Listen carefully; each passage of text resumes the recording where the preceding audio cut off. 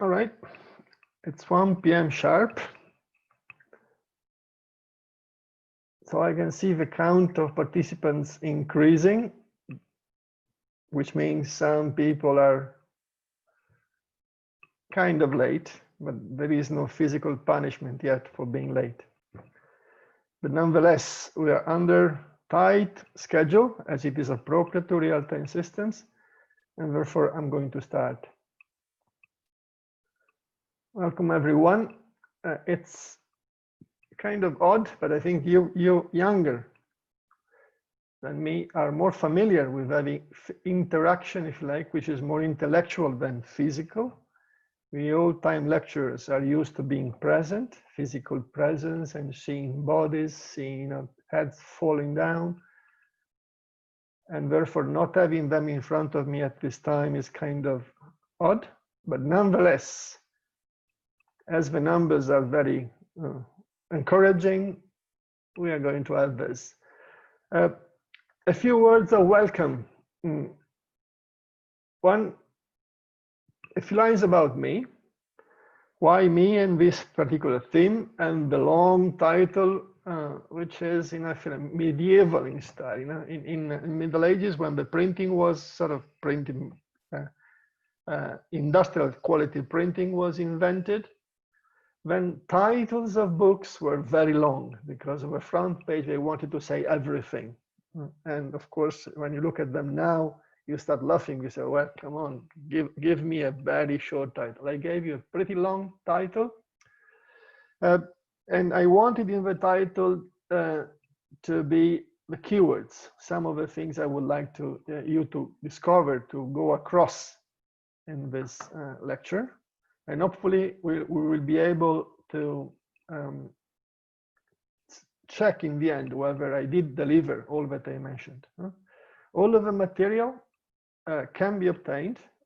The organizer tell me that in the participants portal, under their own access with credentials, you'll have access to the material, to the PDF of the slides. And then later on YouTube, you'll have the video recording and the audio of this conversation.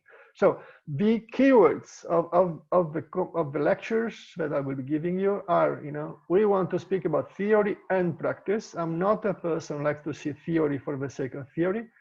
And I'm not a person that likes to see practice disjointed from theory. The game I'm seeing happening, and this is part of my professional experience, is that theory and practice in this particular domain, but perhaps in all domains, have an interplay. It's like, one catches the other. Sometimes it's the theory that is behind the practice because the practice meets the real world, whereas the theory says, things should be all squared or cubic. And some other times it's the theory that is ahead of practice because what the theory postulates takes more time to become real. I've seen some of that in my professional life before I became a lecturer in university, and I like to think that I'm using the experience I had in my life, in my professional life, in telling things that I know being true, not only because they are in books, but because they are in the real things in the world. Expectations. So my promise of your learning outcomes is that you'll have a perception of what this real-time system theory and practice is, what are those two things, and where are they going? And hopefully, maybe I'll be able to convey why they are going where they are going to. Along the lectures today and the remaining 2 days, we will have polls at certain points in which I will ask you to answer questions. They are questions in which you can only give one answer, not multiple answers.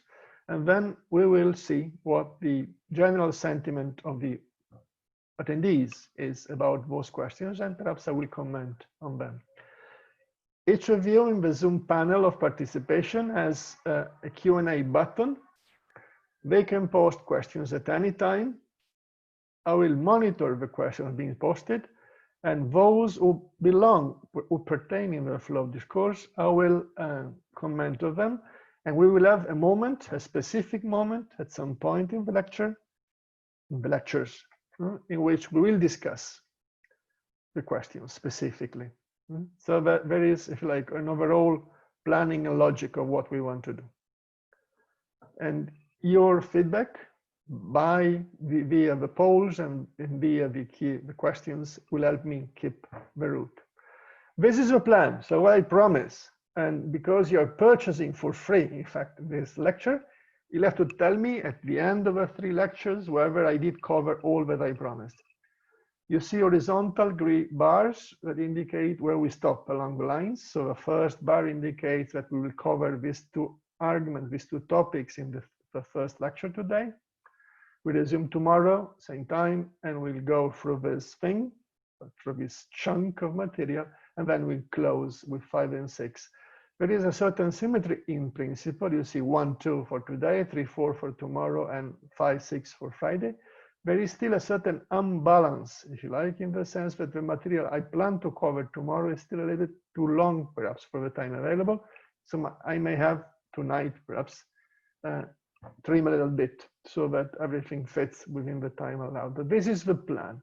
So there is, as I'm used to in normal lecturing, we'll start gently from really very fundamentals, and then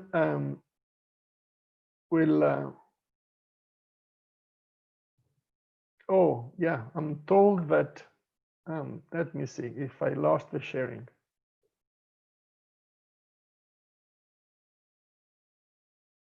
Let me see.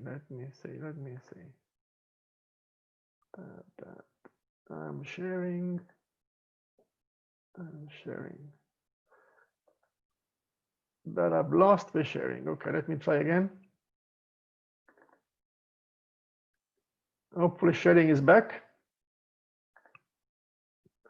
Very good. So I was talking to your black screen, I suppose. Now you see a lecture plan. Today, gentle introduction, basics. Tomorrow, more aggressive progression. And then on Friday, we finish with the hot topics. We talk about multi-cores and we talk about mixed criticality systems. Okay, so let us start with the first poll. The thing I want to do with you now, and you please help me do it, is that I want to propose the first poll, and I would like you to vote on it. So this is the poll which allows me to judge, to assess what is your understanding. Remember, this is a poll which has only one answer, and I would like you to take time to position yourself. We'll use a few seconds so that we can see where we stand. And then I'll use that notion to tune my progress. A few more seconds. We are 35 seconds into showing the poll.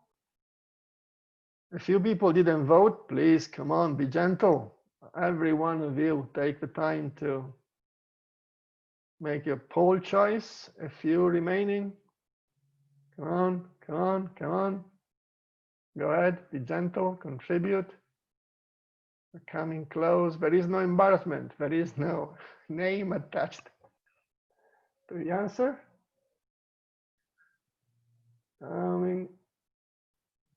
We are already 20 seconds past my plan, but the numbers are coming closer to total. Please, everyone should vote. Now we can't wait, because those who don't want to vote, I cannot go and grab by the neck. So that's the end of the first polling, and let's share the result.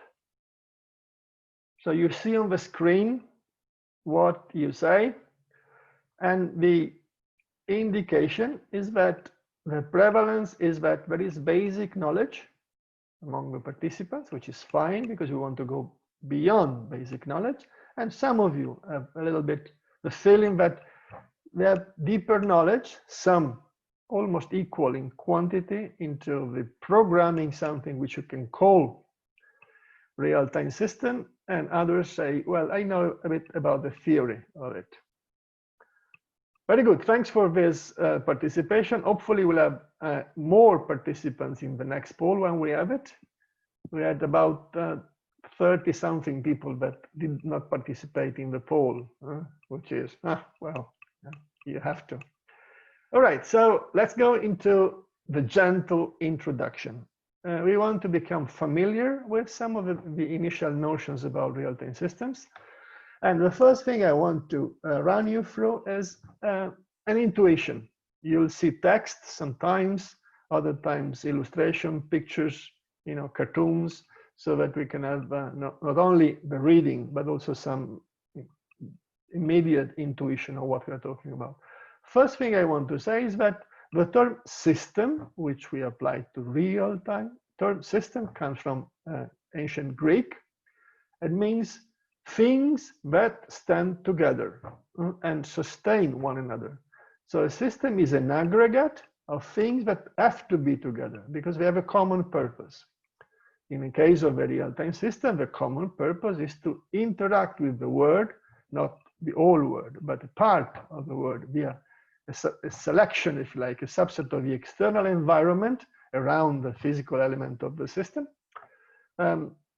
interact with the rest of the world. And the system is an aggregate of computers. It may include more than one computer.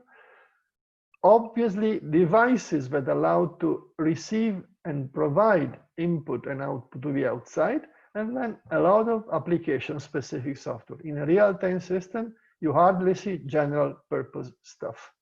You see something which is specific to the application, to the goals that you want to have. The adjective real-time means that what happens in the system is as variations that are time-dependent.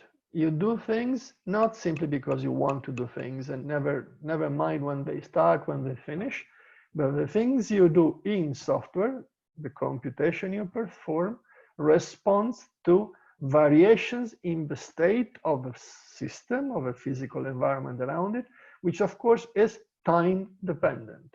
We'll see a couple of examples of that.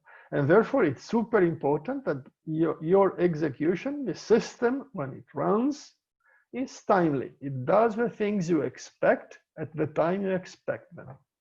And if things have to start at a certain time, things means computation, is to start at a certain time, and it has to complete at a certain time, you want to prove it beforehand. You don't want to be like a student who does a student assignment and then, in front of the instructor, say, oh, well, it was working at home, but now it's not working. I don't know why.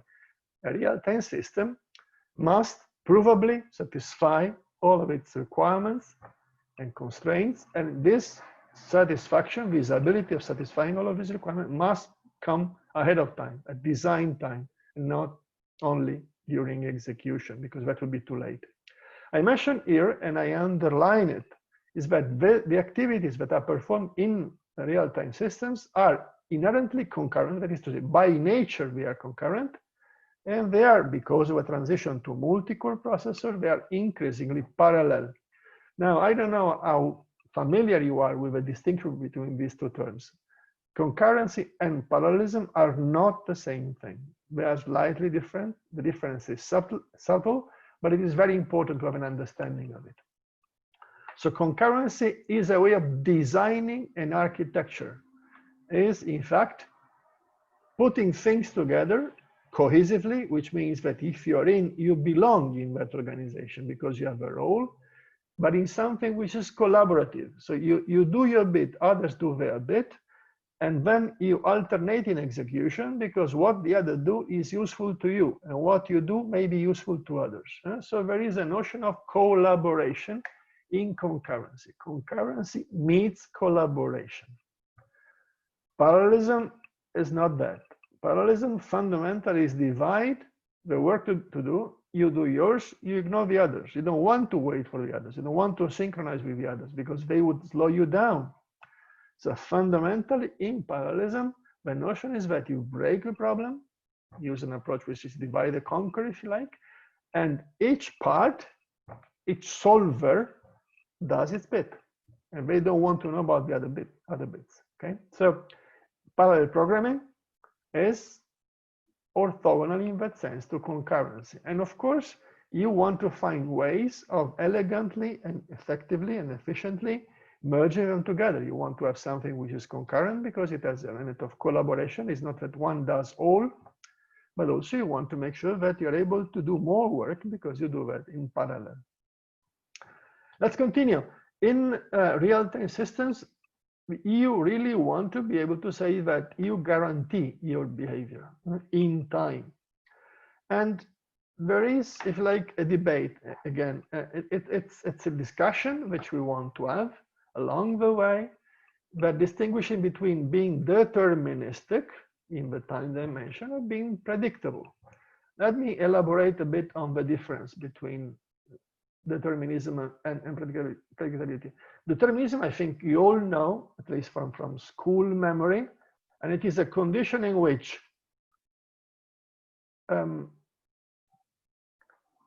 you know the initial state of something, of a system. System can be a procedure, can be a computer, can be a combination of a computer with some programs on it. So you know the initial state, you know the input, and then you can determine, if the system is deterministic, what will be the state after it executes a certain action in response to that input. This is determinism. In predictability, you don't have that notion in principle because predictability is really, if you like, a continuum with two extremes. One extreme in the lower stand is that you know nothing. So you cannot, predict means to tell ahead of time, not to guess. To predict it is, I know what will happen for some reasons, not that I'm guessing what happens. Well, at one extreme, you say, I don't know. I don't know. I have insufficient knowledge of the system, about the system, prior knowledge. I may learn about what happens, but I don't know ahead of time. At the other extreme of this continuum is I know all. All is designed, all is implemented so that I know exactly what happens. The extreme of the highest end is very close to determinism, which sort of requires knowing all. Predictability is any space, acceptable space in this continuum, okay? Finding something which is a sufficient guarantee. And of course, if you want to give a guarantee, you better make a choice which is valid in the largest set of cases, which means you are reasoning about worst case conditions. And if what you can say about worst case condition behavior of your system, then in principle, it is valid all the time, okay? So it's not really exactly as I'm telling you. I'm saying something which has a little bit of a flavor of a lie, but mostly it is true. That is to say, concentrate on the worst case conditions if you can determine them. And if your system has good properties, properties that you require in the worst case, then everything will be fine. Let's continue. Sometimes we say that real-time systems are embedded. What is embeddedness? Embeddedness is when your computer or computers and the software running on them is in fact part of a more complex engineering system which comprises elements of the external physical environment which the computer and the software control. So now if I'm using a picture from friends and colleagues from University of York, and I test you, this is not a poll, this is only to tease your understanding here, and you compare these two eggs, if you like, you will see that visually, the fundamental difference which this image projects between a general purpose computing configuration and one which is embedded is that there is no operating system. You see this grayish stuff here? Well, that is the intuition. Fundamentally, what you have in an embedded system, not yet real time, in an embedded system is that the application program really is very closely tied to the hardware. You don't want to have something which makes it generic or general purpose. You want it very tight, and therefore the operating system, as you know, it is not there. You have something which takes the role and does the job that an operating system would do. but it does it really in a very tight and specific dialogue with the application. So there is a notion of a specific purpose as opposed to having no specific purpose as you would have in general purpose computing. And then you see, there is no user per se, there is no keyboard normally. Of course, if you have seen, for example, the Chernobyl TV series, you've seen that they had this Soviet-style control panel about, this nuclear plant. And of course, there was the equivalent of a keyboard because the operators had to type something. But you have no notion of a user doing something, easy or, idle or particularly independent. You have a notion called plant, so the physical environment, and that physical environment is your user, and not only is your user, is your goal. So the physical environment is in a certain state. You want to understand that state with the software. You want to operate on it so that it changes according to your goals and expectations. Now you may ask, looking at this slide, oh gosh, but how is it possible that the application directly interacts with the plant, that is to say with the external environment? It doesn't really directly, because the interaction goes through hardware, as you will see in the next picture. But the notion is the plant takes the role of the user, is the external part that your computing configuration reaches out. These are the pictures which I'm also taking from friends from Spain, the northern western part of Spain called Cantabria, nearly bounding with Portugal almost. There is Galicia in between, but never mind. It shows that it's the external environment, which is not the entire world, is a bounded subset of the environment you reach via, if you like, devices which transform what in the physical environment is analog into something which the computer can understand because it is digital. And when you want to talk vice versa, you do the opposite conversion. So you have devices which receive information by transforming digital to transforming analog to digital. And then you want to act on the environment, doing something that is moving a fan, lowering temperature, turning an angle, moving the wheel, by having a conversion from digital, which is the language that the computer speaks, to the environment, which of course does not understand digital communication. Some of you may have heard in communication, in lectures, in books, in conferences, in other places, cyber physical system. Where do they relate to? Do they have any relation to what I'm telling? Yes, they do. Fundamentally, well, I'm now making a very stretchy thing, fundamentally, but cyber physical systems are the next step of embedded systems. Embedded systems, as this picture tries to project, are closed. They only talk to a very specific bounded and known a priori part of the external environment. And the environment in which they operate, the physical environment in which they operate, is changing very slowly. A typical example of an embedded system, for example, is really controlling a nuclear plant. In a nuclear plant, you don't have, pedestrians crossing, you don't have cats jumping in front of you, you don't have cars rushing by. You have, participants, which are things that evolve, temperatures in the reactor, and they are those, your, elements. In a cyber physical system, the physical environment that you interact with is not fully statically known, is open. The participants, you expect by a taxonomy what they would be, what type of participants, physical elements I may have, but you don't really know exactly where they are and how many they are. And therefore, the interaction between the computer, the cyber, now I'm going to tell you why this cyber term comes into the picture, and the physical environment is much more open-ended and therefore much more challenging because you don't know everything. And therefore, if you remember the continuum of predictability, you move from knowing everything to knowing little.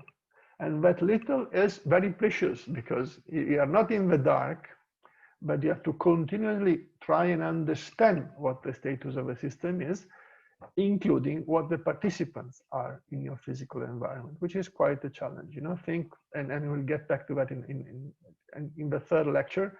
Think of an autonomous driving car. An autonomous driving car interacts with a physical environment in which, of course, the streets are known and the crossings are known, but the rest you don't quite know. You may predict, you may expect, you may anticipate, but you don't quite know. And this is not typical of an embedded system. In fact, it has never been until the CPSs came around. Cyber physical system. Why cyber? Because in fact, after the Second World War, there was the new discipline was started, and the discipline was called the science of control systems. The purpose of that science was to enable automation of control. And what was chosen as a term was a Greek term that meant the steerman, the person holding the steer, in that case of a vessel, of a ship.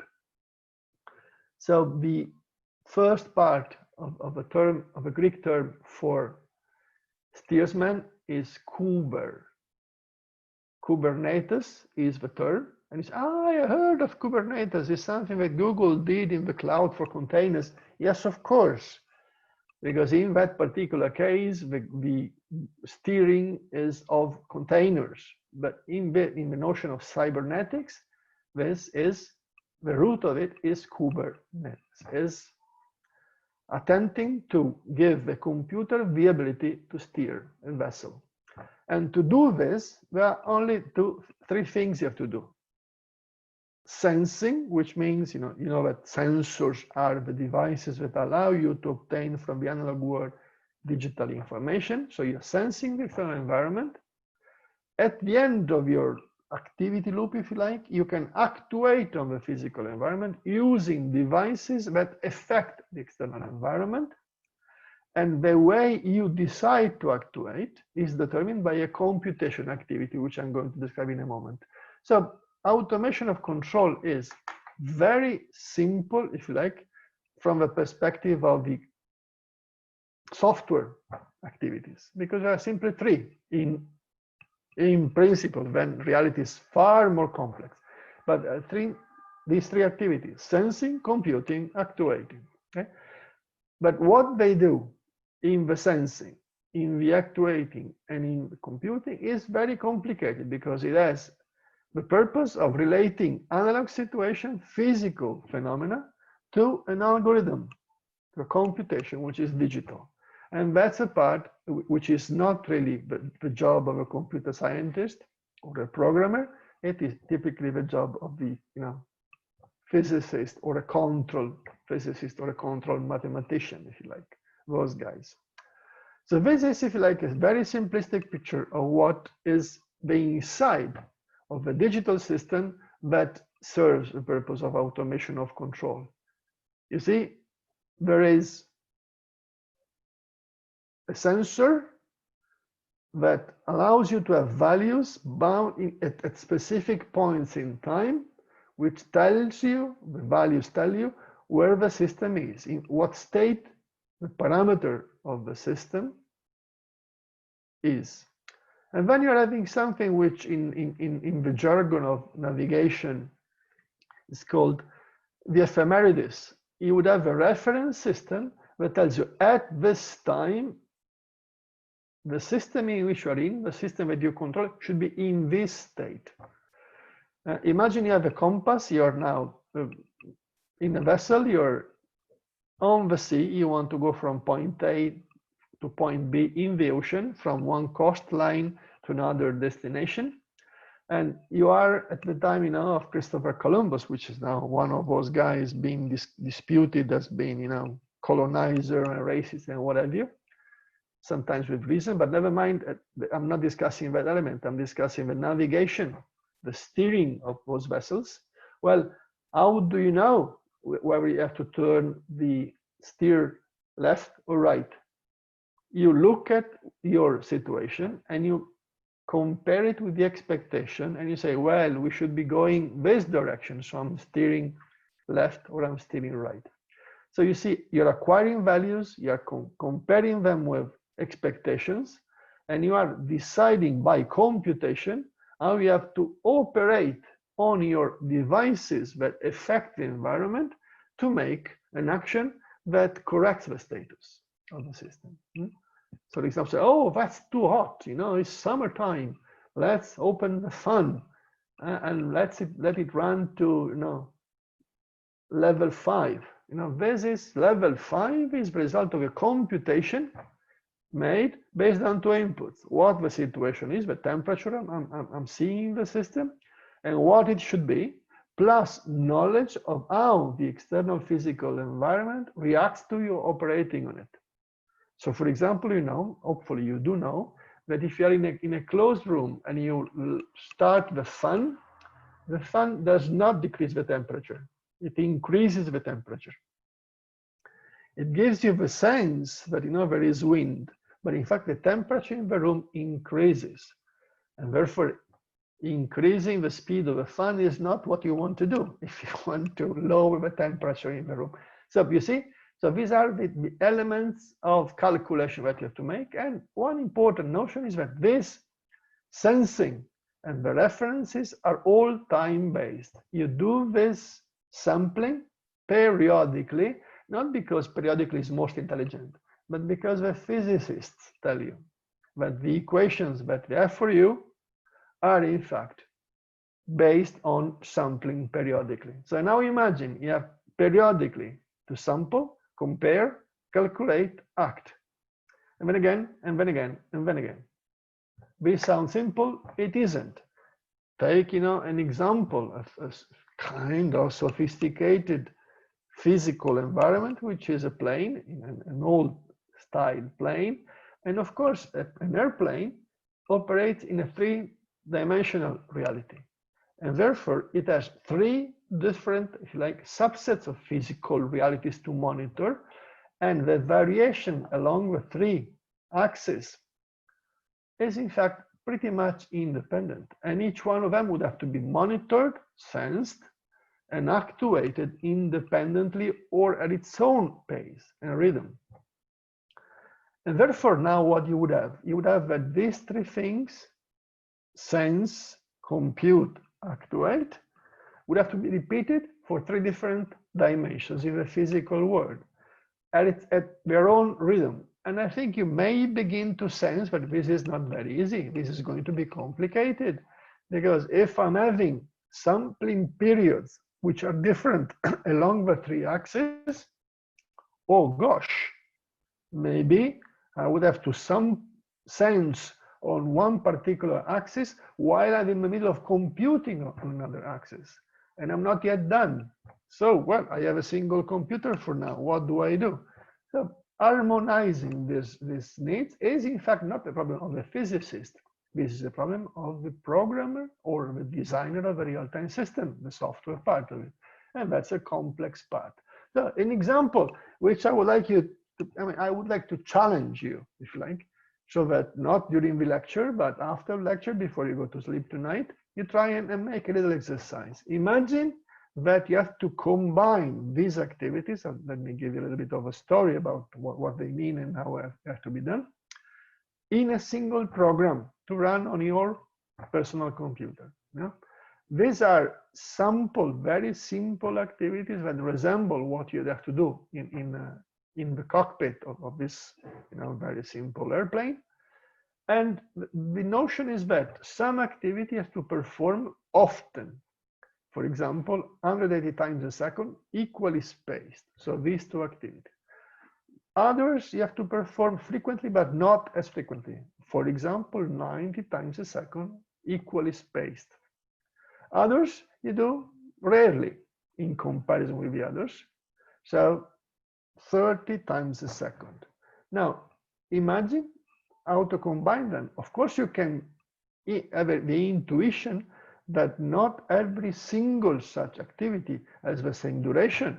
So hopefully, the ones that you have to perform very many times a second are very short in terms of the number of instructions that you have to execute in a program. But now imagine, let's take, for example, activities that have to be repeated at 90 times a second, 90 hertz. If were students in my class, in a physical class, I would stop the lecture and ask you, how many activities would have, of those listed here, you would have to perform at 90 hertz? And the answer is not 3, evidently. Not 3, more than 3. Why? Because of course, at 90 hertz, you perform activities that are also at 180 hertz, because you execute more often than 90 times, but also at 90 times a second. You see what I mean? Therefore, the number of activities that you have to perform within a slot of 1/90th of a second begin to be, packed up. And then how many in a slot which is, 1/30th? Oh gosh, all of those run at 180 hertz, all of those run at 90 hertz, and all of those around 30 hertz. You see, so the packing becomes, gosh, super dense, and adjusting them is not easy. But mind you, the control physicist doesn't care. It tells you, you computer programmer, do the job. I don't want to know. But you have to fit all of these activities as required, because my equations work exactly as I'm telling you. And if you are unable to fit them, you're dismissed because they're useless. You're computer scientists, know nothing. So you have a hard job in fitting all together. And this is what we are going to discover as soon as I'll be starting part 2 of this lecture, which is scheduling basics. Now, all of this runs on a computer. Now, as long as you're a generic computer science student, you don't care much about how the processor internally is organized and what it does. Because at the end of the day, you're used to waiting, say, well, I'm clicking on this button, nothing happens, it's slow.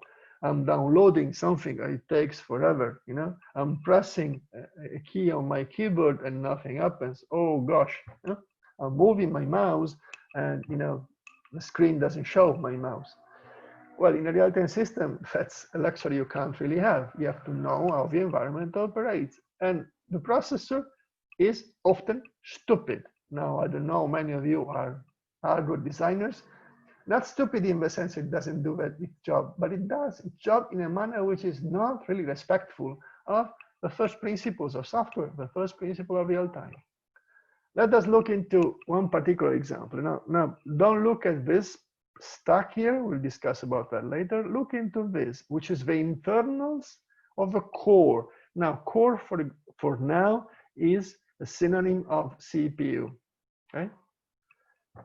What is symbolized in this picture? It symbolizes that we have a pipeline, that the organization of the activity on the CPU is in fact staged into fetch, decode, read, execute, and writing back.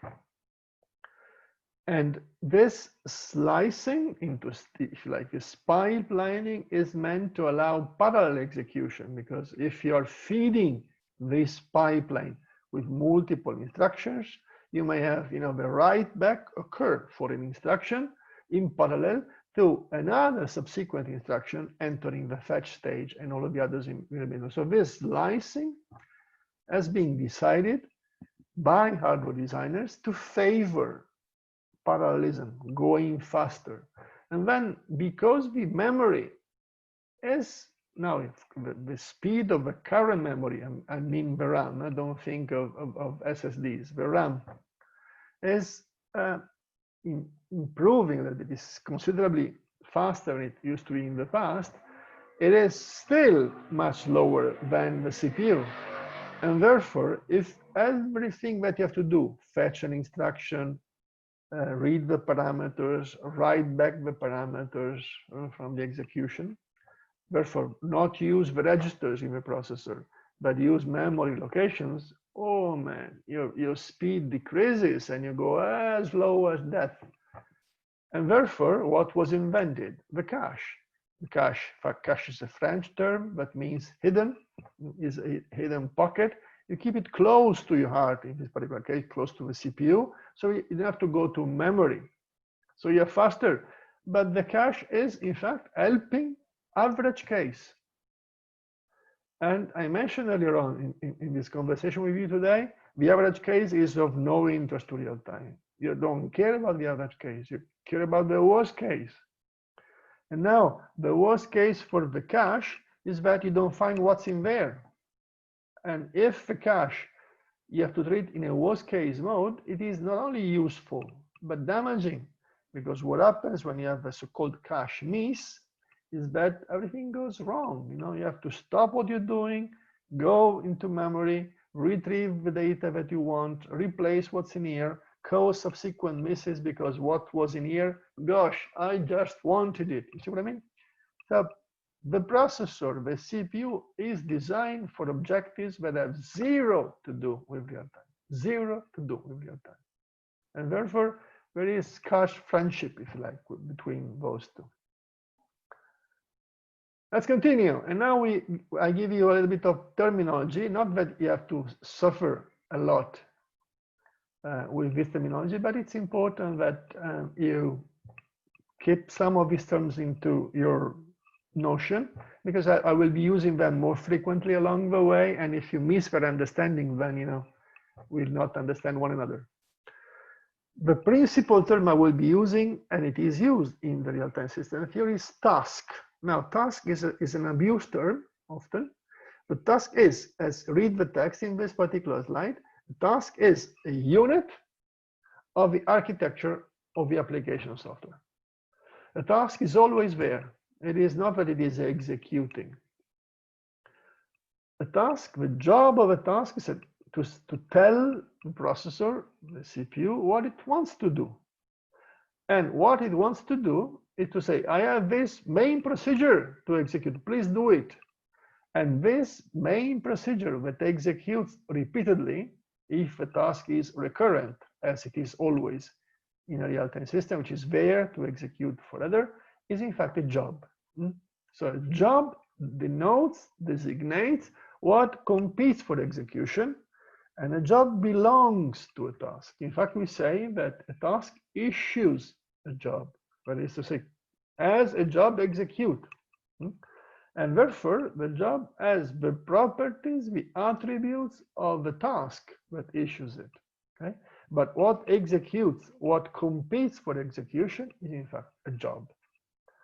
What type of task do we have? Well, if we are talking to a control physicist, we would only have periodic tasks because their equations are in fact completely time-based, periodic.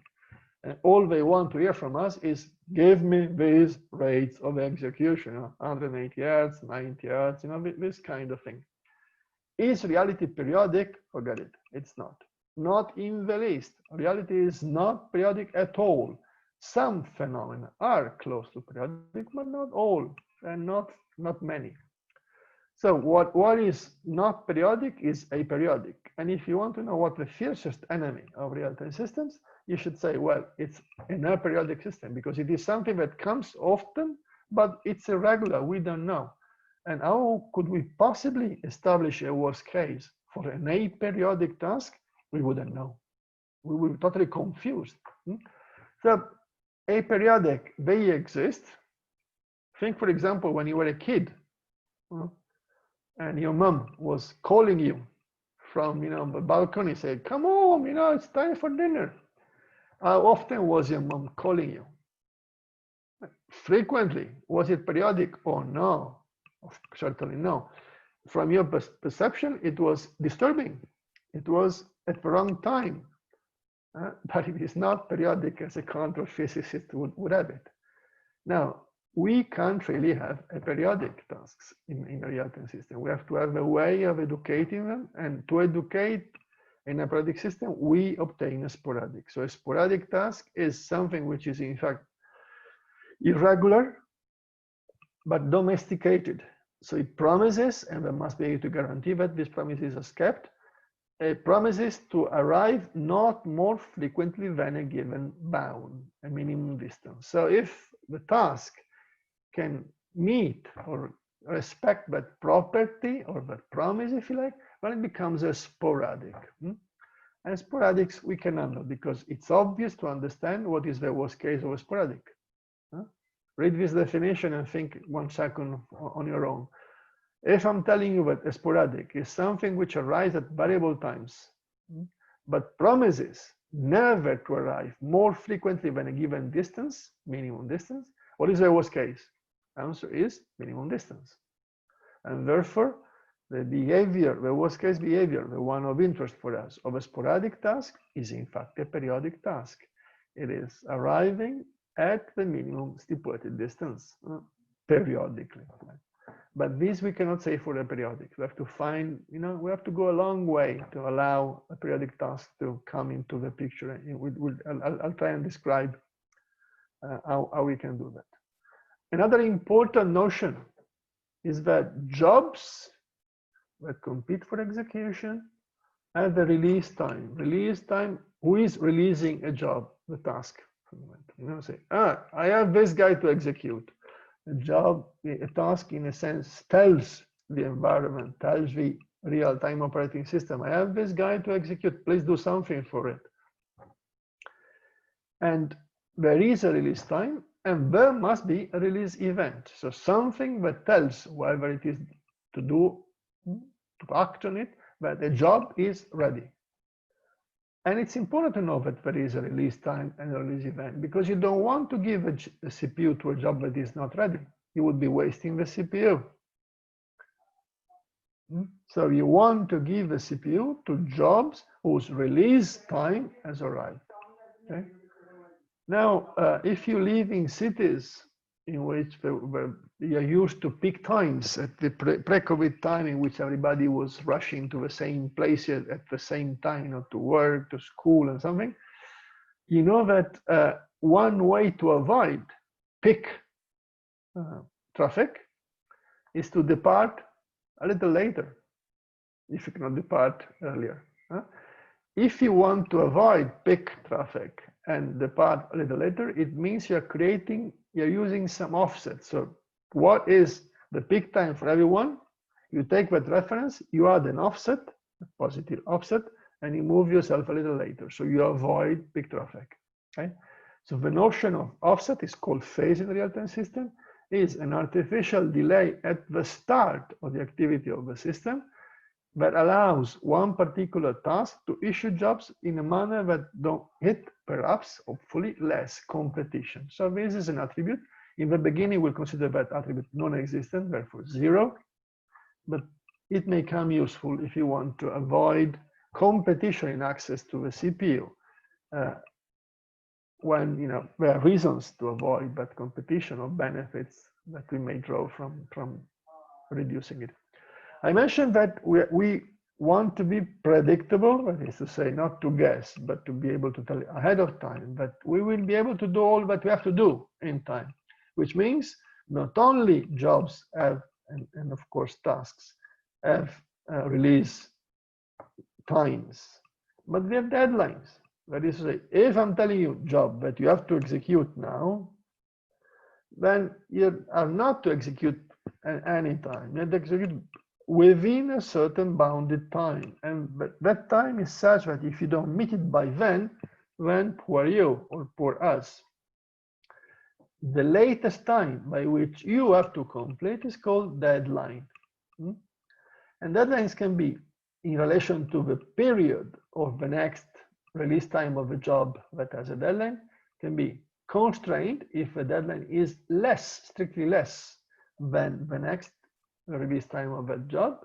It can be implicit if it is sufficient that you complete before the next job starts from the same task, or it can be later. Now, it would sound strange that you may have a task issuing a job, and before that job meets its deadline, you issue another job.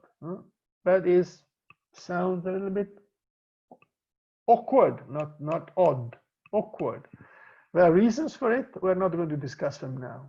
Most of the initial theory real-time system make the easiest and simplest assumption, which is deadlines are implicit. But you say you want a job to complete no later than the next release time of a job from the same task arrives. When does a job complete its activity? When I say think of a job as the main procedure of a program that you can write. And therefore, the end of a job is the end of a main procedure. And the begin of a main procedure is in fact the start of that particular job. Well, the time at which that job arrives, the execution of it arrives at the end instruction in the main procedure is not the end of its execution only, it's its response time. It's a time at which the job has completed. But given that the job is not executing alone, mostly in normal conditions, it is very likely that the execution of the job has not been continuous. Something else has happened. So the job has executed, then it has been suspended in some way. The term that we are going to use is not really suspended, it is preempted, but we're going to define it in a moment.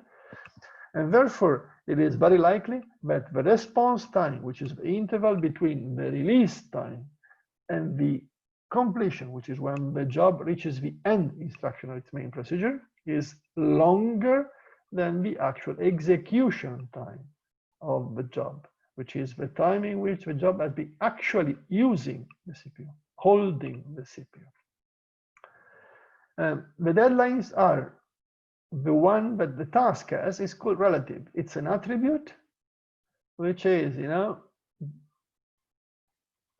always valid. And then there is an absolute deadline, which is related to when the job of the task with that relative deadline has actually started. The picture may help understand.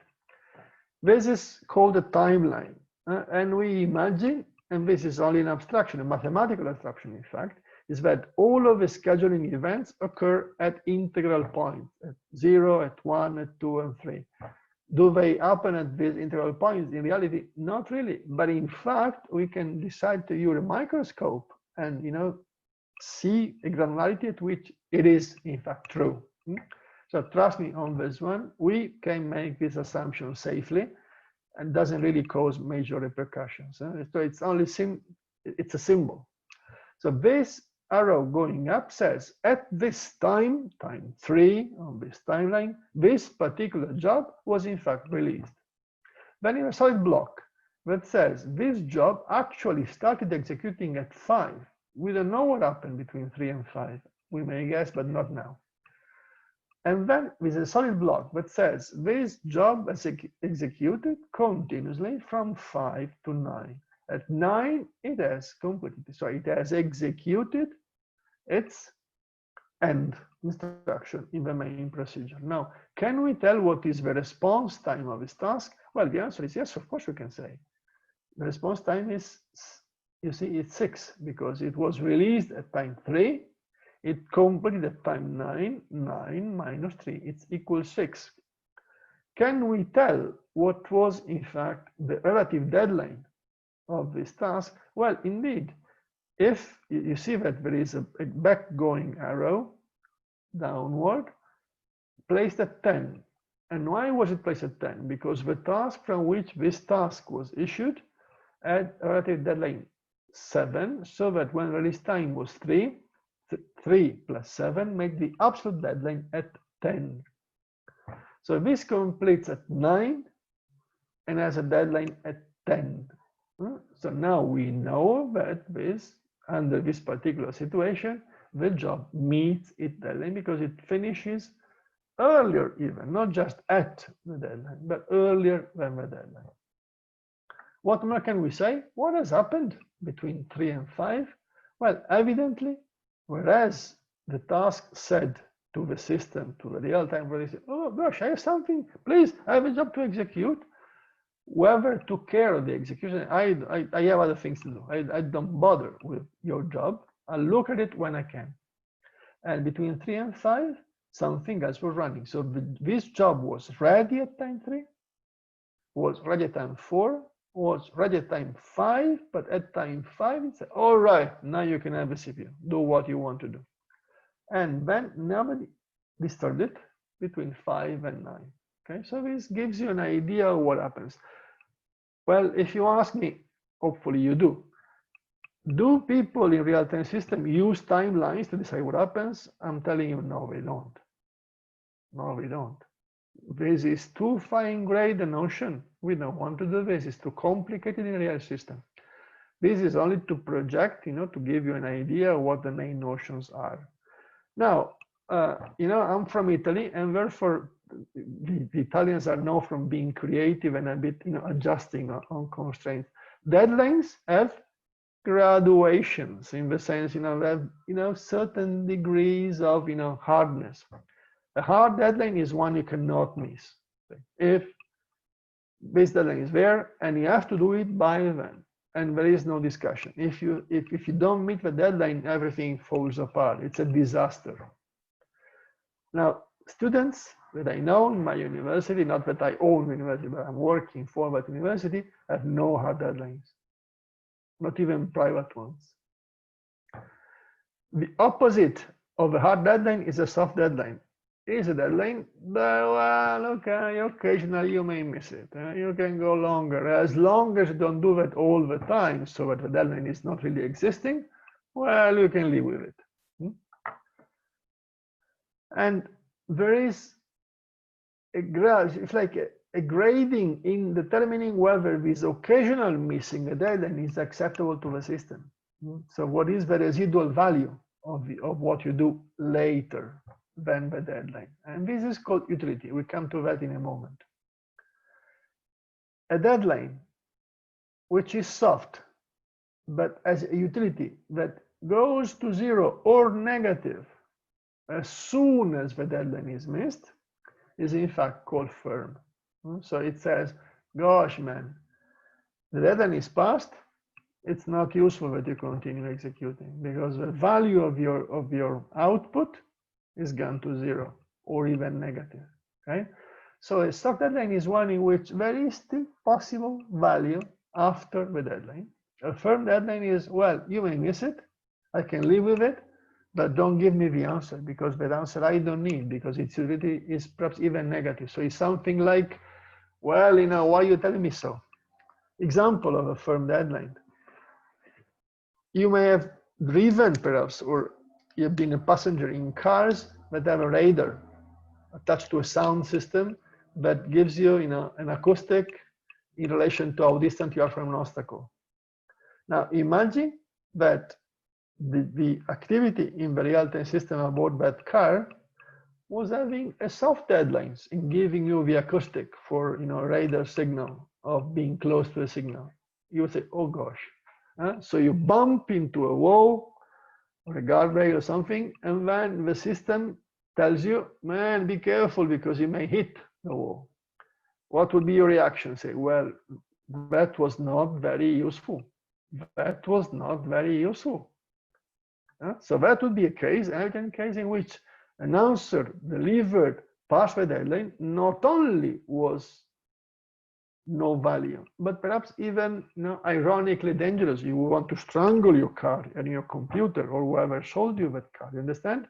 So you have a situation in which you may live with the late information as long as it is occasionally coming late. Another situation in which you cannot live with it. You better ignore it because I've seen the obstacle. I'm not relying on this acoustic. You see what I mean? So that is an intuition of the utility. But we come back to that. Now, when you design a real-time system, you really want to make sure that the space, the time for executing is not filled up. You really would like that there is a little bit of margin. Because if there is no margin, if everything is packed, if your bottle of water or milk is really filled to the brim, any drop and it spills over and you are losing value. So there must be margin. The important term for margin is in fact either slack or laxity. The notion is that you want to know what your tolerance is at the point of execution in which you are.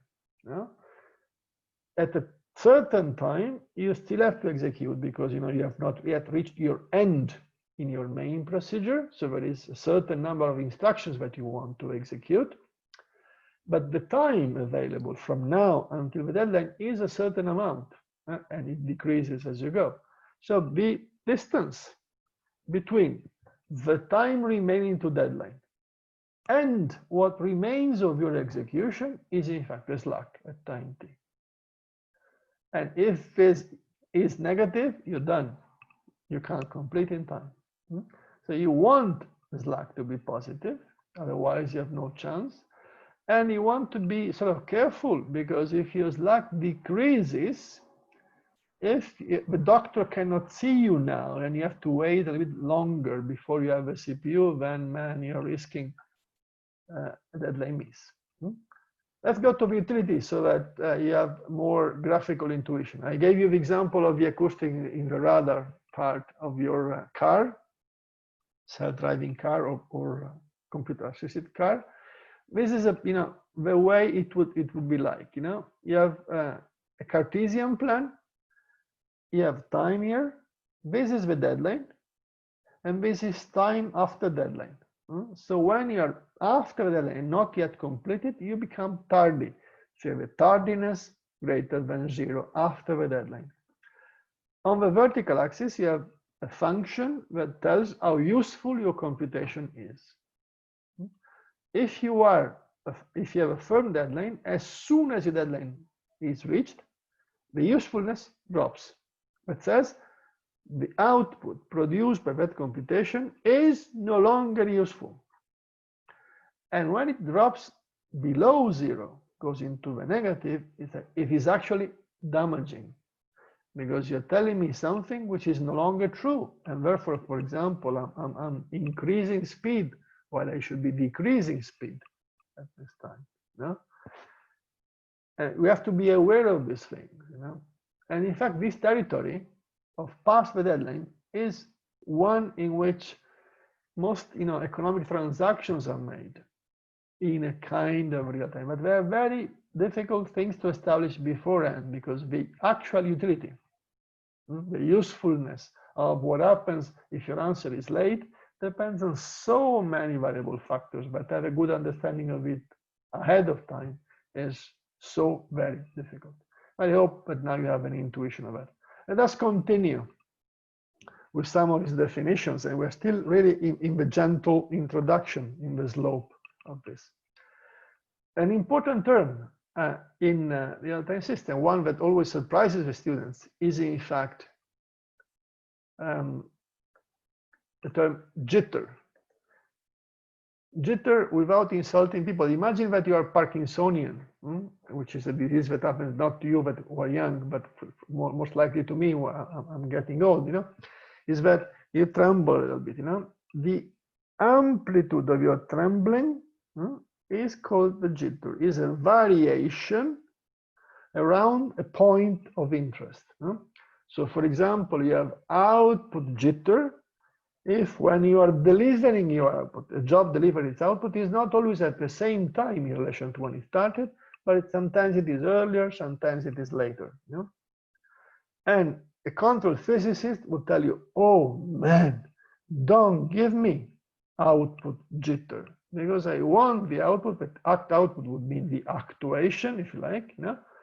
Give me actuation at precise intervals. So to a control physicist, an output jitter is disastrous.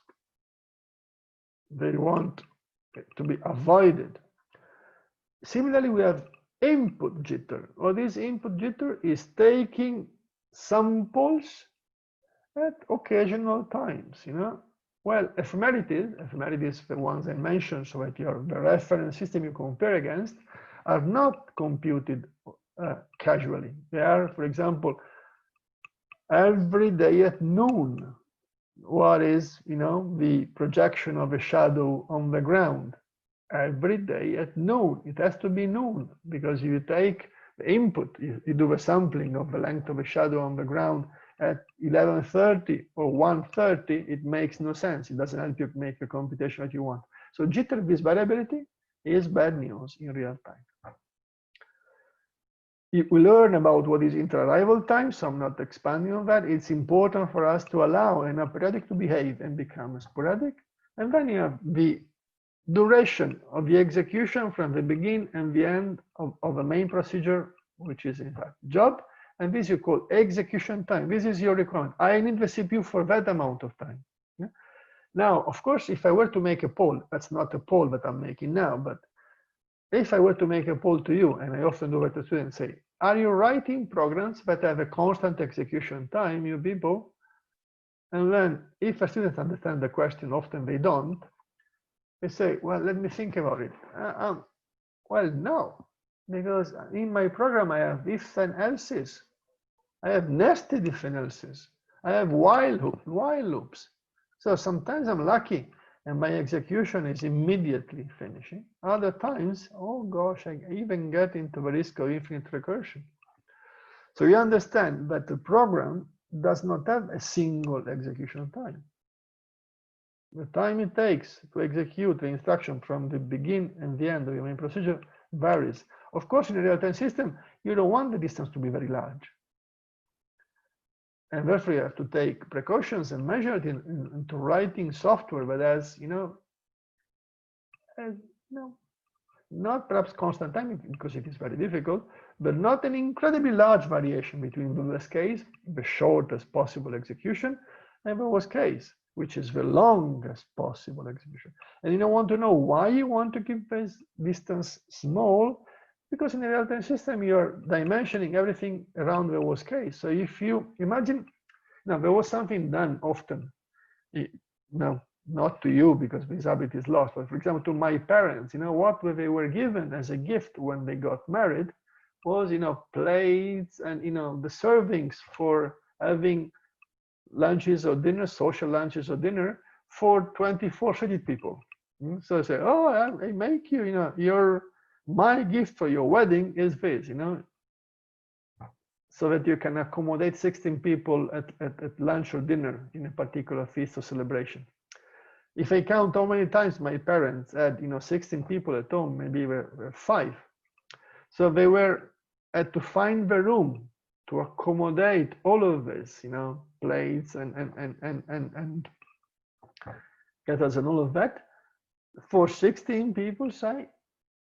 And all of this space was occupied and very rarely used. So what is associated to having a worst case, which is very much larger than the typical case, is big waste.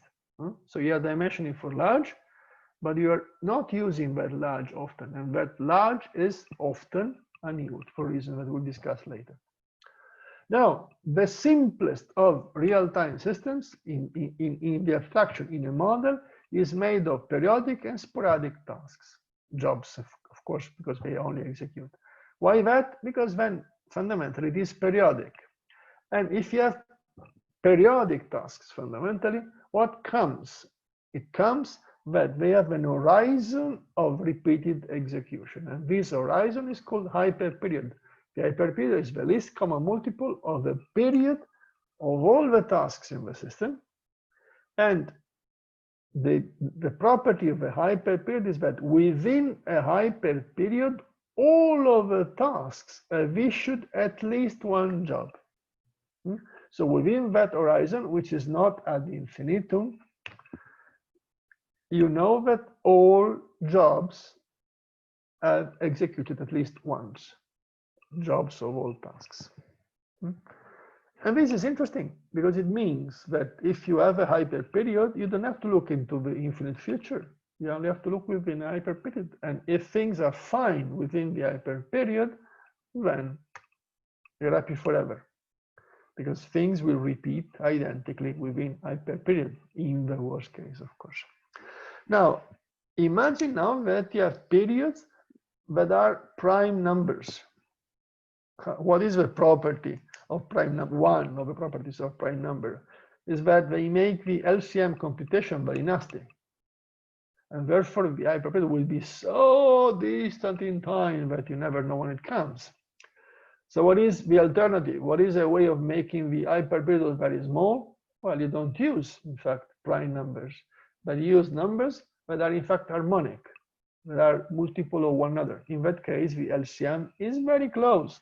Okay, so that's why control physicists look at computer scientists. They say, "You idiots, make the period harmonic, because if you make the period harmonic, you'll have a very short hyperperiod." You see, and you tell them, "Look, but reality is not harmonic." See, I don't care. Make it so. Now, if you have a hyperperiod of length h, how much are you using that hyperperiod? So the total space is 100%. You say, how much of that are you using? It's called utilization. And utilization is the summation of the ratio of utilization of each task. Each task has a certain amount of computation from the beginning to the end of the main procedure over the period of the task. That ratio cannot be greater than 1, otherwise the task cannot execute within the deadline. And the summation of all utilization of all tasks is the utilization of the system. When you have a single CPU, you cannot have more than that summation cannot be greater than 1. This is something that students have difficulties understanding. Say, what is the utilization of your program? Say, I don't know. Well, there are two reasons why we don't know. The first is that their program is not recurrent. So it has, reaches the end and it's dismissed, finished. There is no more issue of that job anymore. But the second is that they don't care. Students tend to be selfish when they execute. Okay, I have to do this. I don't care if there is other things to execute. So I execute myself, and the rest I don't care. In a real-time system, you cannot. You have this summation that cannot be greater than the number of CPUs that you have available. Otherwise, you'll have a spillover, and the milk will, get out of the bottle, and this is very bad. Questions at this point? This is not a poll. This is only reflections. Preemption. Is preemption something which is always there? When you create a computer, the first computer ever existing, was it allowing job preemption? And the answer was absolutely not. So preemption is not a thing of nature. Preemption you have if you want to have it, and it's not immediate that you have it. And then, if I'm having preemption, should I be happy or should I not? Well, it's important that you reflect on this.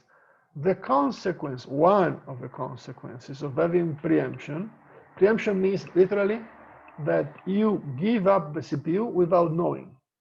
In other words, the CPU is taken away from you without you knowing. And then it's given back to you without you knowing. So that you think you're executing all the time, but in reality you're not, because at some point the CPU is taken from you, you're frozen in some way, hibernated, which is the point I'm discussing now, and then you're resumed. Now, I think you have an intuition. It's not difficult to have an intuition here. What is the key element so that a job can be preempted? Well, if a job is a procedure, a main procedure, well, wow.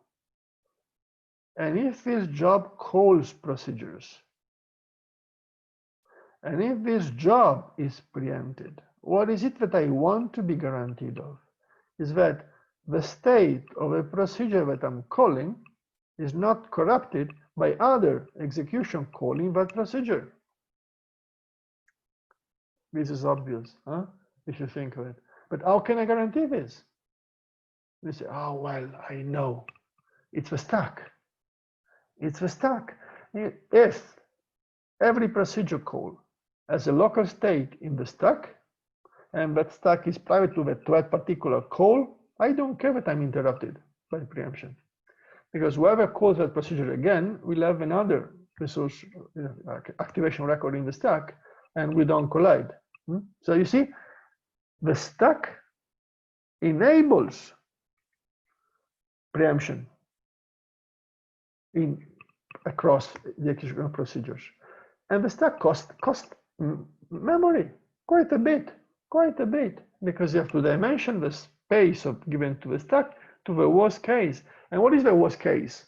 The worst case is the depth of recursion, direct or indirect recursion. So the deeper is the call, the nested call that you may have in your main procedure, the deeper, the larger is your stack, times the number of tasks. In early real-time systems, there was not enough memory. So you were told, I'm sorry, man, your procedures have to be no reentrant. You say, no reentrant? What is no reentrancy? No reentrancy is that there is no stack. Procedures have only global state. And if they are interrupted, that global state is used by the call which is being made while you're interrupted. So, oh gosh, no reentrancy of procedure is a very bad news. And therefore, preemption cannot coexist with no reentrancy. Makes programming procedures with global parameters only a very hard job. And therefore, it's not obvious that you have preemption, but it's permissible. Instead, can resources be preempted? Well, of course, at least one resource we want it to be preemptible, which is the CPU. Can you imagine if the CPU was not preemptible? You would not be able to do anything on your computer, your tablet, your laptop, your smartwatch, and your smartphone as well. So of course, the CPU is preemptible, and it is desirable that it is preemptible. We'll see in a moment, no, in a few moments, how that happens. But are all other resources preemptible? Well, not quite. Not quite. We'll soon discover that some resources, well, we don't want to preempt them. So if you think of the Egyptians and the pharaohs, it's like, they built pyramids and they put themselves and all of their goods, the important goods in the pyramids. So it's like they didn't want preemption of their resources. It's my wealth. I take it with me in the next world. What was the notion? Well, it was not a real-time notion. It was like, you cannot be preempted. Your resources are yours. And if you are suspended, others cannot use them because they mess up with them. You see? So the preemption thing is a complex story. It's not as easy. So what is one of the jobs, if like, one of the tasks, one of the activities, one of the expectations in the work of a real-time system designer is I build a schedule. A schedule is when do I execute the jobs that have to be executed. And of course there are rules. And the rules that make a schedule valid are very simple. I don't even want to pronounce them. They are so obvious. But are you satisfied? And is that sufficient that you have only just the rules to make a schedule valid? Obviously not. Obviously not. Of course, you begin discussing only about valid schedule. But what we really want is a feasible schedule in which you have a schedule which is valid, it doesn't make stupid things. For example, doesn't want to give the CPU to a job that is not yet released. But you want a schedule which is in fact feasible, that is to say, one that meets all of the deadlines and the other constraints, which is not only the deadline, but we'll see that later. Okay, so that is fundamentally what we have to say. And in fact, the usual systems, the ones that you use habitually in your activity, except if you're working in HPC, are in fact based on principles that are completely antagonistic to real-time systems. Is that they care about having, throughput, and in real-time system, throughput is only secondary. What you want to know is that your activity is complete, which is called feasibility or schedulability. In a generic system based on the principle of time sharing, what you want is a fast average case. I don't want to always wait worst case. Please sometimes make me happy. In the real-time system, you don't care about the average anything. You care about the worst case. And the worst case is to be good. If the worst case is not good, nothing else matters. In a time-sharing system, you want the fairness means it's not only me to suffer, man, please. In the real-time system, there is no fairness. There is a critical subset of things that have to be preserved at all cost, which means, as you will see at some point before the end of this lecture today, in the real-time system, those who have to suffer are known in advance. And there is no fairness in that. because you are preserving those who have to leave, because they give the, if like this, create, assure the stability of the system. Time for the second poll. Let me put the poll up, and it will be as before, only one choice. Please read the questions in a moment as I'm displaying them, and be more responsive. Last time, about 30-something people did not respond to the poll. It's useful. It's an act of being collaborative, being communitarian. I'm going to show the poll, and you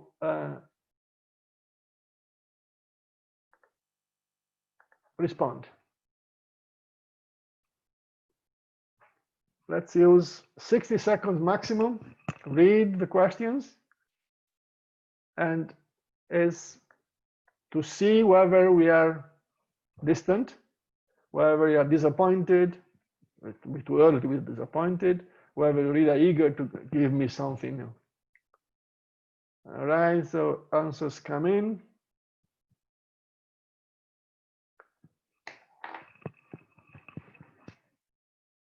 All right, come on, we're still 1/3 of the way. More answers, come on, make an effort,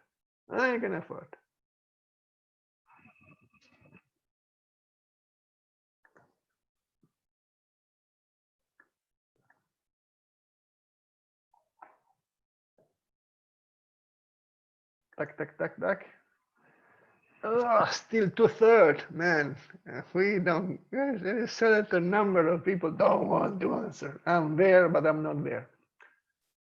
All right, so, yeah, indeed, same story. We're 70 seconds.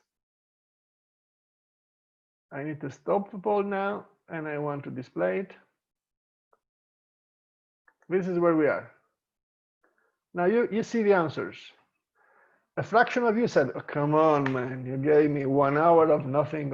I know it all. I want my money back. Huh? I want to go because what you told me, I knew already. Fine, I think you're right to say so, but hopefully we'll get more. Others say, well, some of the things you told me are, remind me of what I heard in class about real-time system, no, operating system, not so much real-time system, operating system. Indeed, there is commonality. There is a certain amount of common notions, but they are more specific here. And then there are two groups. One that said, well, I'm hearing terms, but I'm not making sense of them yet. Hopefully you will. And others say, well, okay, I begin to see the road in this labyrinth. Okay, thank you. We'll continue. And now we go into the scheduling basics. So we stop having only terms, and it's like a dictionary of terms, and we go into making schedules. Remember, the purpose, the primary purpose in a real-time system, if you are a designer of it, is to design a schedule. And one which is in fact not just valid, that doesn't do stupid things, but one that does things that are feasible, so that all jobs meet their deadlines, and therefore all tasks are happy. What are the principal approaches? One is one I dislike most, and therefore I'm going to discuss it first, and when I dismiss it, I never talk about it anymore. When I was working in a place in which we were building real-time system for real, I found this approach terrible, disgusting. I understood the reason why they did it, which is called their rationale, but I found it terrible. So this is static. The decisions are made at design time. They can never be modified, and therefore you have repercussions. Nothing can change, nothing can adapt to reality. All it is as decided, and of course there is no preemption because all is tailor-made. It's adapted to the design, and it is always like this. Okay, so we'll get back to this. Is only to give you the flavor when we're going to see more in the internals, and we discuss example of this stuff. The second approach is in fact like round robin, but we wait with a correcting factor. Round robin is what? The origin of the term round robin, you may have heard it. I think it's a funny origin. Let me tell you a story of it. At the time, the United Kingdom was a naval power.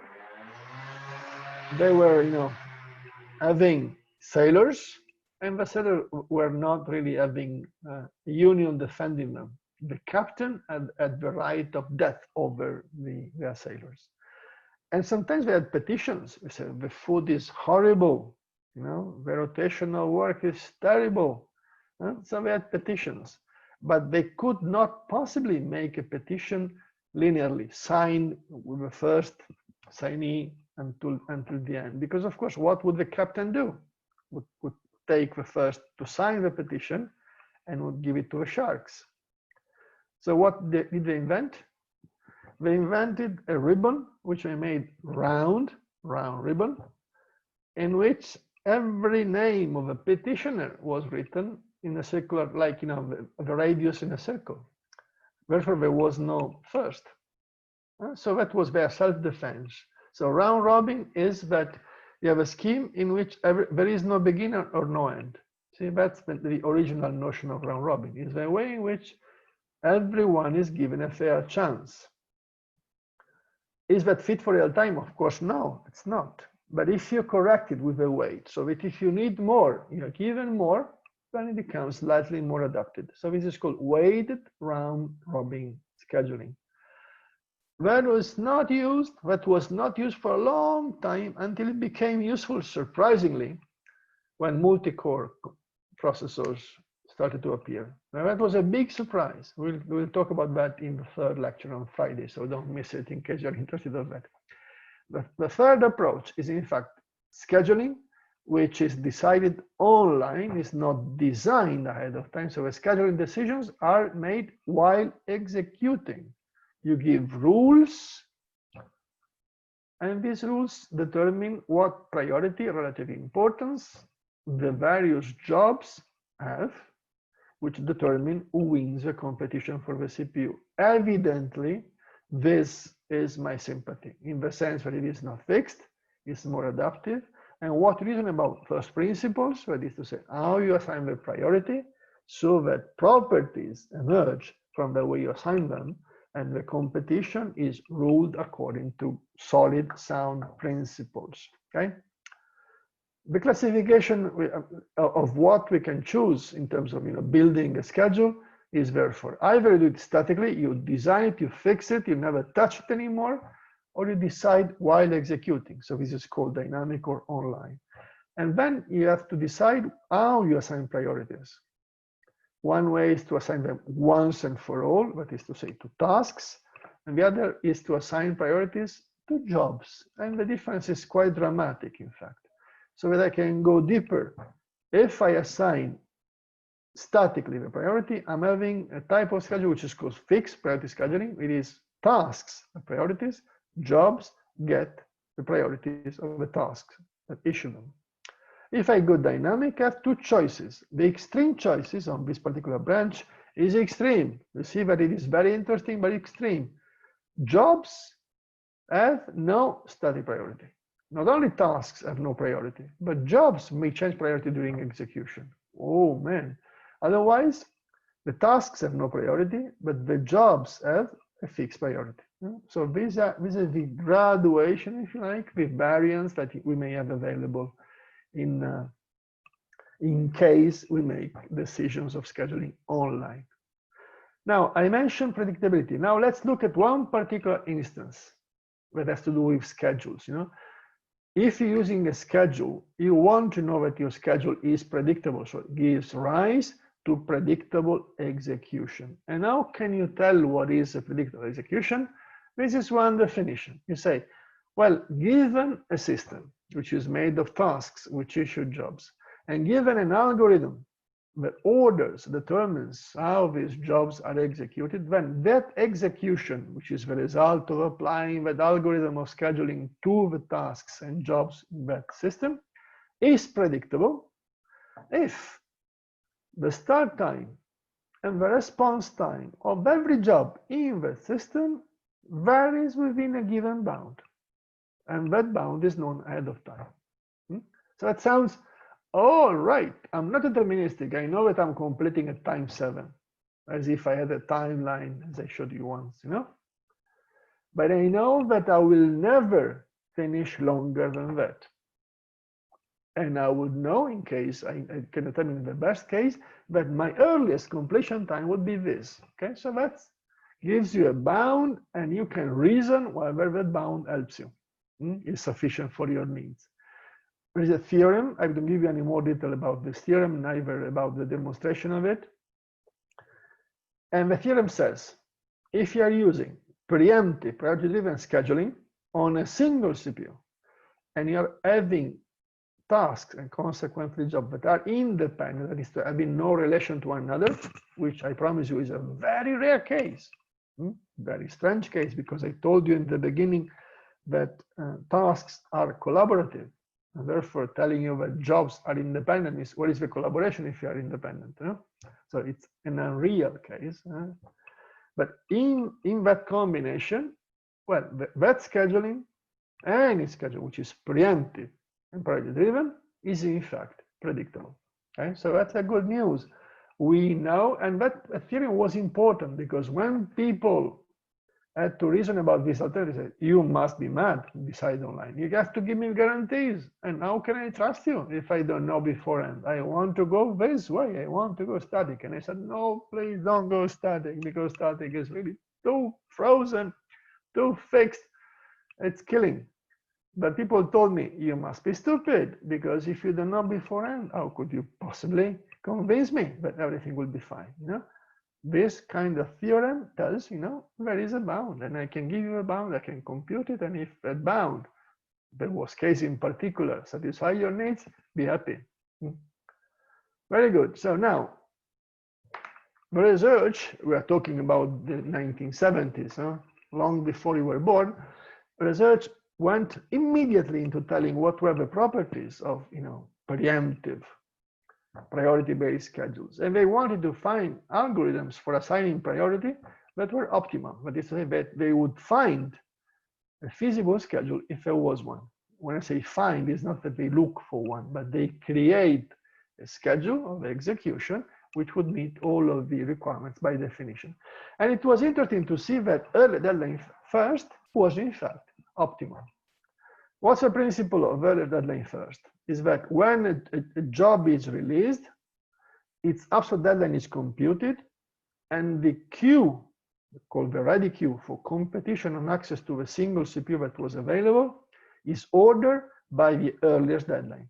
So this picture, which you can look at that with quiet, not to really rush into looking at the detail of it. Fundamentally, when a job arrives, we assign it an absolute deadline to it. There is a ready queue. The position that the job had in the ready queue, which is competition to access to a CPU, is ordered by the earliest deadline.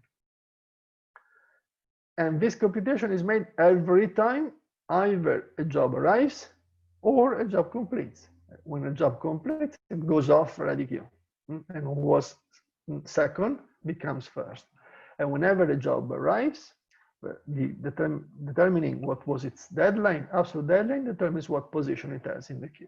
Okay, it can be proven. I'm not going to prove it to you because the proof is so stupid, so disappointing. It's made by contradiction, therefore boring. It can be proven that this way of scheduling is optimal. So that's very interesting. And there is another family of optimal schedule, and this is the extreme. If you remember, sorry for making this movie, this extreme, the branch that says jobs have no static priority, jobs are given a priority that changes during execution, is called least laxity first. This is super intelligent.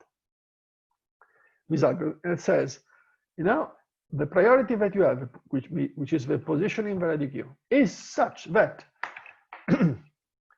your highest if the laxity you have is the smallest. What is laxity? Remember, it is the tolerance you may have, the time you can not execute without missing your deadline. The smallest this laxity means the more urgent you are. So the laxity is computed every time there is a change in the ready queue. And your position changes every time there is a change in variety Q. That's why it's most dynamic. Huh? But it's super accurate because it is really true. It says, can you waste time? If you can waste time, relax. Kill time, I should say. If you have no time to waste, you are super urgent, you are top of variety queue. You see? So these are the two alternatives. Let us run rapidly through this horrible clock-driven scheduling so that I can dismiss it and then talk about something more interesting and more, satisfactory in terms of intellectually satisfying. So what are you considering? That we're having periodic tasks and their number is constant, doesn't change. Notice that this is important. It means I cannot create a task dynamically. Tasks have to be known before the system starts, and who is there is there, or which is there is there. And the schedule is in fact a table based on time instance, and the table says at this time t with k, either run job t with I or do nothing. Therefore, the job here is to construct a table and to run through this table so that at the designated times we make decisions. So there are two questions to ask ourselves here. How do we build this table? And who executes the actions that this table stipulates? Let me show you a picture so that you have an intuition of what this thing is about. Fundamentally, you need two things. You need an alarm clock that you program to trigger at the times at which you want to look into the table. And how can you do it? Well, imagine that the table contains two values at each cell.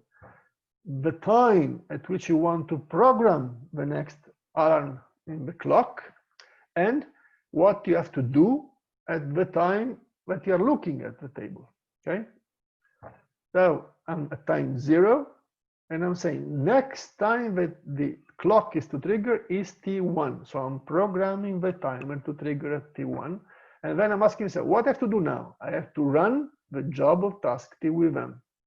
I'm running the job task of task T with M.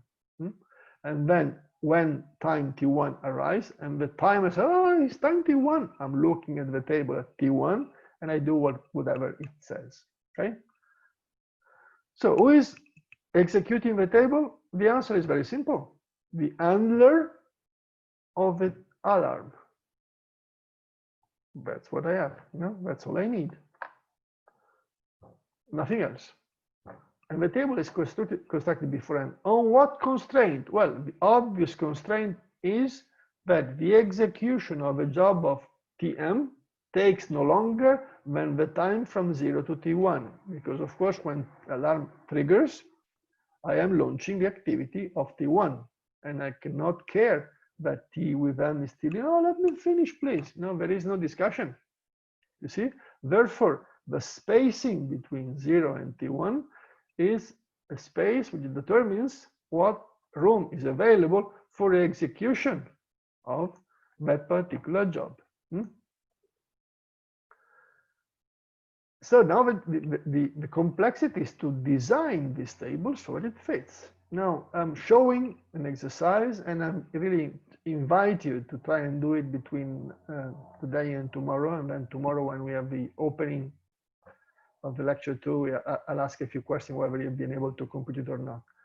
Imagine you have 4 tasks in this list. All have 0 phase and offset, therefore it's very simple. Period 4, period 5, period 20, period 20, all have implicit deadline, that is to say the deadline is equal to period, and the execution time is 1, 1.8, 1, 2. Now, this system is certainly feasible because the total utilization combined is 65%. Therefore, whatever the schedule you're going to build, you'll see some holes, some white space, some empty space. So there is room. Okay? Please build a table. And this is the timeline I'm building myself as an exercise. And this is a sample of the table that would be determined. Now, try, not now, because we don't have the time to do it now, but try and use a little bit, 10 minutes after the lecture trying to do this. Is this nice? Is this sustainable? Is this scalable? I'm telling you, this is not. This is terrible. Why is terrible? Because this particular schedule, which only has 4 tasks, 4 is a small number, has 17 rows. And what if I'm adding a 5th task? Do I know how many rows I will have in this table? Oh man, there is no linear growth. I don't know. It can be very many. So not very nice. And then I have to have an alarm clock. Look at the times at which I have to make a decisions. Time 0, time 1, time 2, at time 3.8, at time 4, and then again. So that means I would need an alarm clock that is programmable, in which I can set the time. Now, I promise you, if I go to a hardware engineer and say, please, will you give me a processor with an alarm clock that I can program, which is called programmable alarm clock? They tell me, you must be stupid. You must have a very, very big pocket. So if you pay, I may build one for you. But if you go and buy off the shelf, you don't have it. You don't have that type of clock. You have a clock that triggers at regular intervals. At regular intervals, I cannot do it. How can I possibly fit within regular intervals? There is no time, no? But it's very odd. One is lasting only one is to execute 1.8, of course, on purpose. So not good, not good. So I need to correct. And therefore, in order to make the system, this scheduling, if like more sustainable, one is to make adjustment and not use an alarm clock, but use a periodic clock, one that triggers at regular interval and adjust everything accordingly. So this is a processor that I can buy off the shelf, cost less, but gives me headaches because now I have to create a schedule which has this additional constraint that says, oh no, well, if I decide what is the size of an interval of a clock, which is called frame for F, also we call it minor cycle, but it is if like the smallest interval that the clock can trigger. Well, of course, any job must execute no longer than the duration. First problem. If it runs longer than that, I have a problem. Okay? Second constraint. The hyper period must be a multiple of that frame, because otherwise I'm not able to represent my system needs. Now, the hyper period will be called a major cycle. The frame will be called minor frame.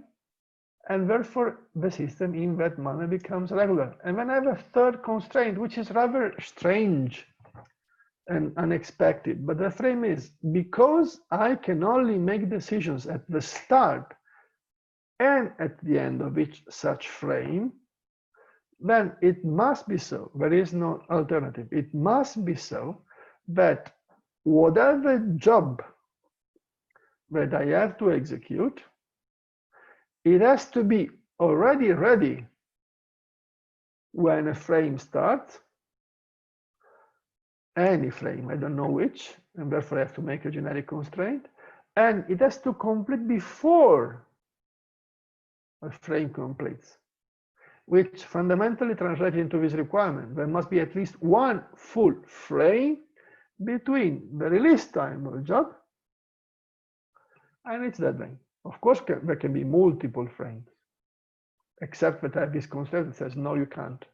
You understand what I'm saying? Huh? But I can only make scheduling at the edge of frames.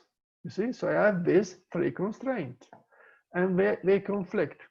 I promise you, they cause a conflict. So whenever I put them together, I'm finding situations that are not feasible. So what do I have to do? Oh man, I have to make an adjustment. So I have to go into a tailor shop and adjust. So I compute an F, and I'm realizing F is the size of a frame when the clock triggers. And I'm finding that I have no possible F. So what I have to do, I have to adjust the jobs so that they fit a good frame. Adjusting the jobs, it means slicing them, chopping them. So it's like if I had a meter, the one that is used for sartorial activities, and let's stop a job here, and the rest we give it to another job. Can you imagine doing this activity? Can you imagine? Huh? Can you imagine? But it's terrible. So that is one of the reasons why I consider cyclic clock-driven scheduling ludicrous.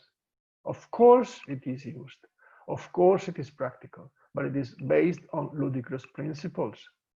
This notion that I am writing a program and I have to use a sartorial meter to cut at 1.5 so that it fits a slot, the frame of F is ridiculous.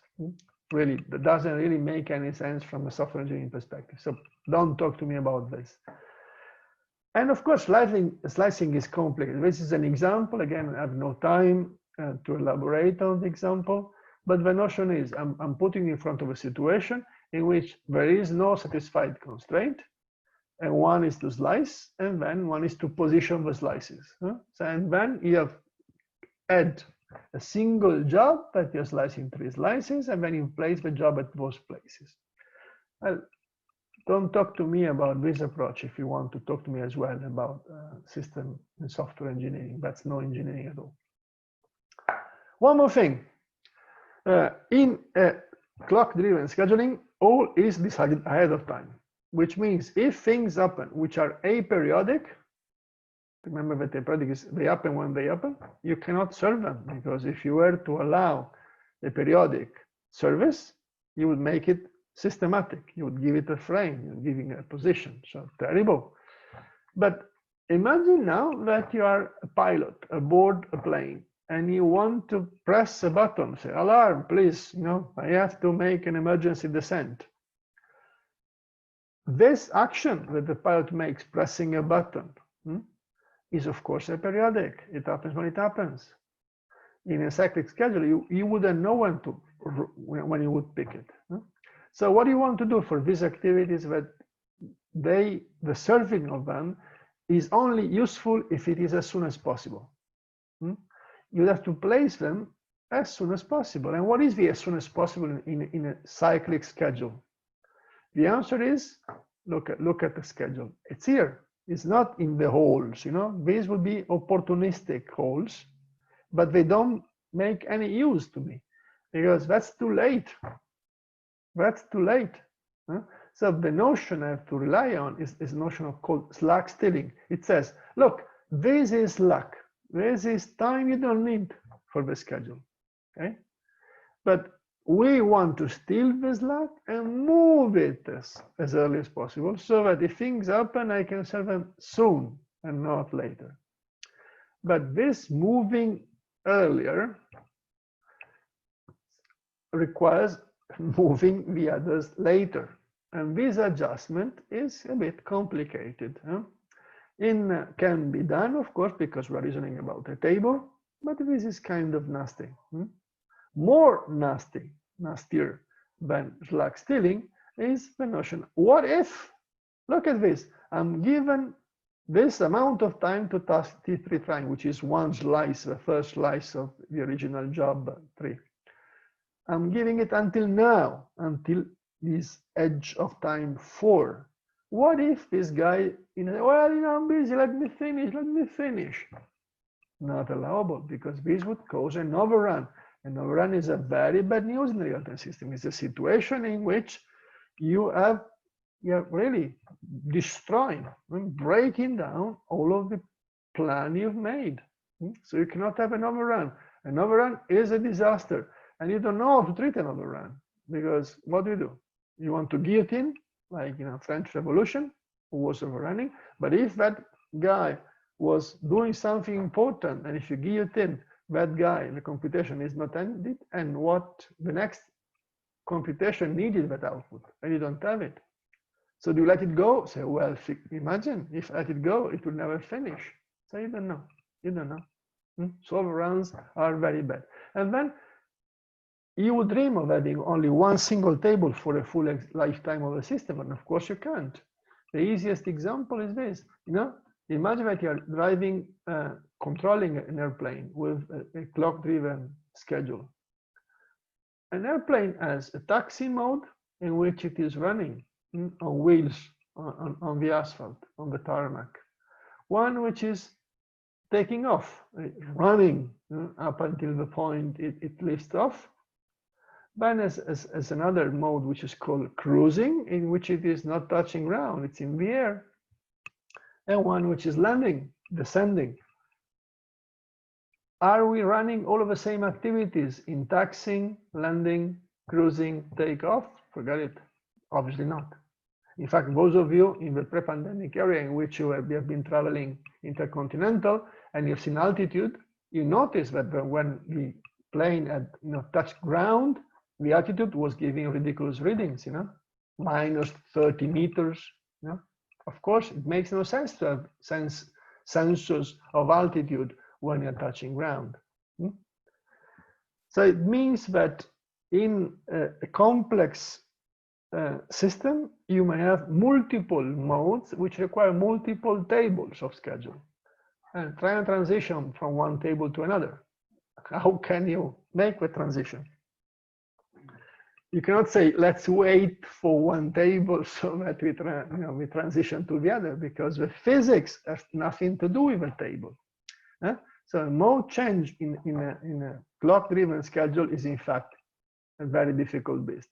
So we put it to death, and now it's time for one more poll. And I would like you to reason about this particular situation. So the third and last poll of the day before I'm running for the last leg is for you to tell me what is your sentiment about this schedule. So please, if you're still alive, do answer, read the questions, and position yourself about what cyclic scheduling gives you.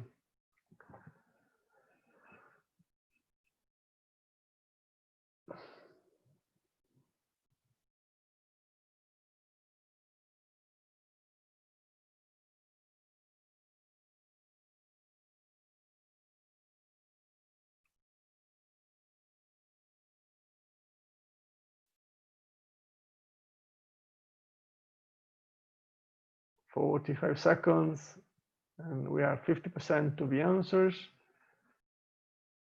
Oh, more answers, more answers. We have to beat the record. Come on. 60% of the answers. We are 60 seconds into the poll. Come on, come on, come on.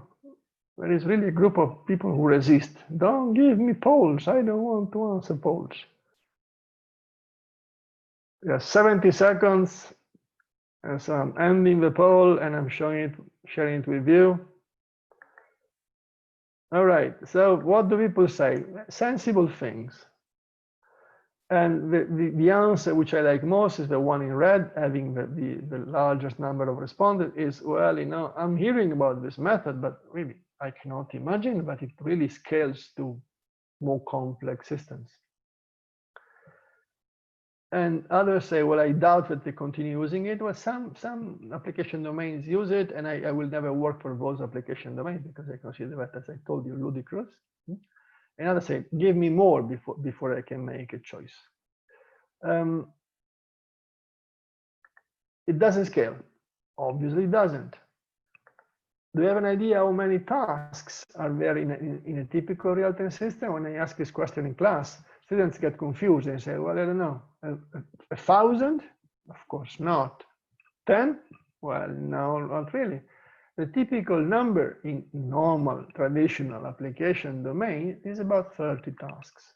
So it's not a lot. But the example I gave you was only 4 tasks. So imagine 30. Imagine the disruption you can go through in case. So let me go for the last leg. We have still, and if you're patient enough, about 25 minutes still before I reach the point, the point of end of this lecture.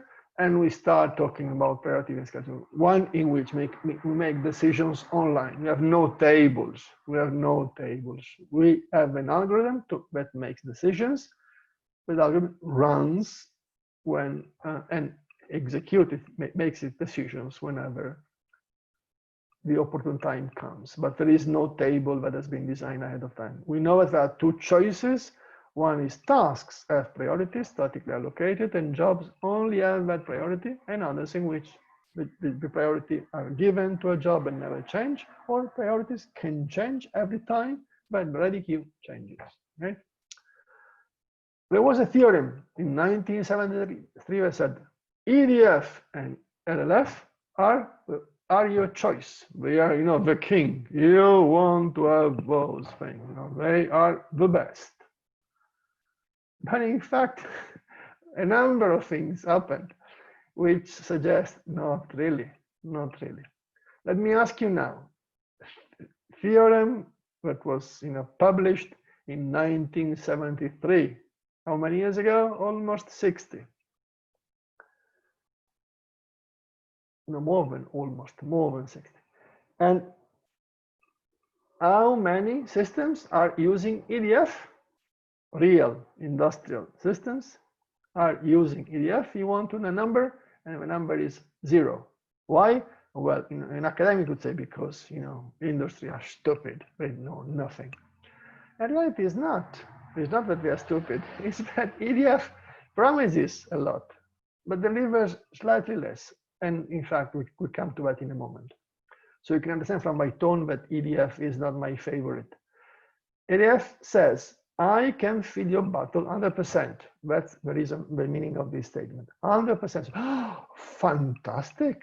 I want 100%. Now, let me tell you why there is a selling point. If you fill your system 100%, and you have to fill your system in the worst case, are you sure your worst case is worst case? Because what happens if you are slightly over the brim? Well, this picture says there is a problem, a serious one. So in fact, EDF becomes unstable. I'll show you how it becomes unstable if you have transient overload. This is not transient because I'm having a system which in the worst case is 10% more than 100%, rather than 10%. Why can I say that this is not a permanent overload and it is a transient overload? Well, as long as I know that this worst case situation is not systematic, so that this duration, these execution times of this task are always as large, then I can postulate that this happens occasionally and therefore it's transient overload. Well, EDF is unstable when the load exceeds 100%. Why? For a simple reason. The principle of EDF is who wins? Those who have the earliest deadline. Now, imagine now that I become late. Late means that my deadline is passed. Is my deadline earliest than your deadline? And the answer is yes, because if a deadline in the future, that number is positive.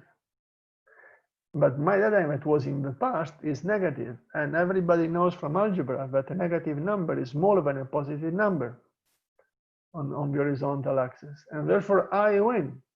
I am overdue, I'm late, and I win. So this keeps giving priority to jobs that are late and causing more jobs to become late because it doesn't attend to them. So it's not a selling point.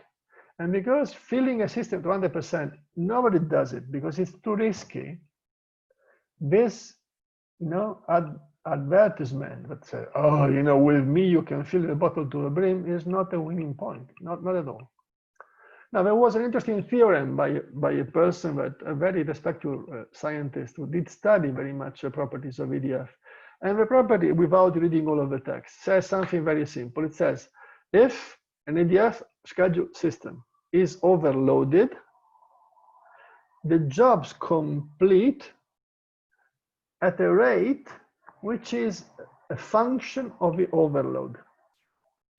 So fundamentally, it's called period rescaling. You complete slower. You do complete, but you complete lower. And this theorem was used to say, after all, this is fine. Because it's like, you are completing anyway. I disagree with this. Of course, the science says it's true. Practice means this. Now compare this. We are in a situation in which we are having a system run with schedule with EDF with a utilization greater than 1, slightly greater than 1. And this is normalized over the total number of runs of jobs. So I'm having a number of jobs, 20 jobs. This bar, the blue bar, is the normalized number of runs per job. And then I'm having green that says you completed, and red that says, oh gosh, I couldn't complete. I had a deadline miss.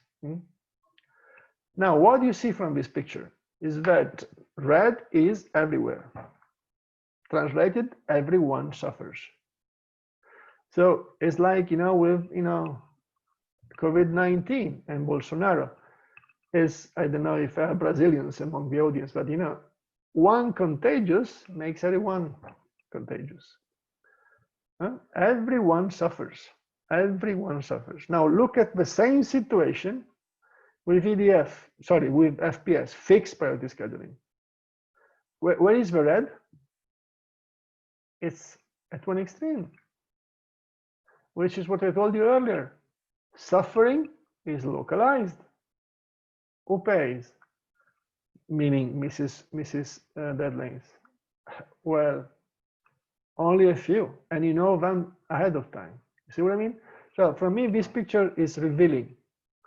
I don't want to live in a situation in which everybody suffers.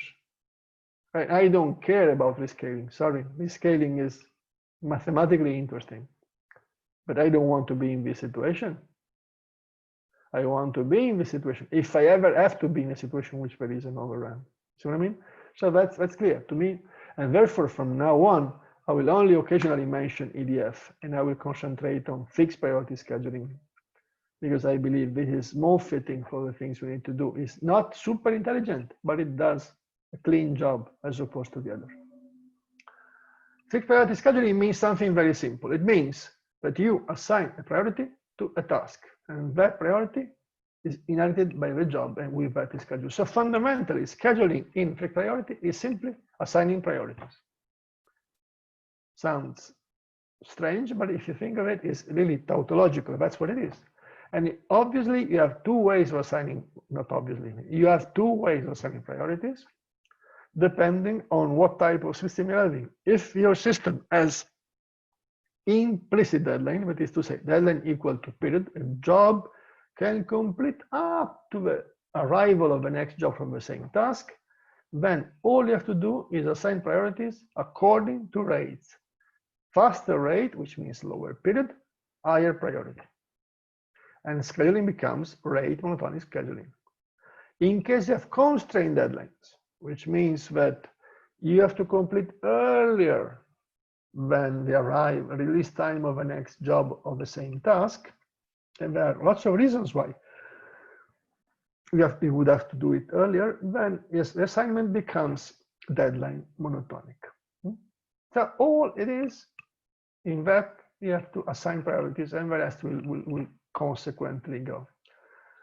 The reason why EDF got so much, drum beating in 1973 was that the bound upper limit for the utilization that was sustainable by rate monotonic scheduling was much lower. This is the equation. Again, I don't discuss this equation, which is, again, the demonstration of that is a mathematical joke. I'll leave it what it is.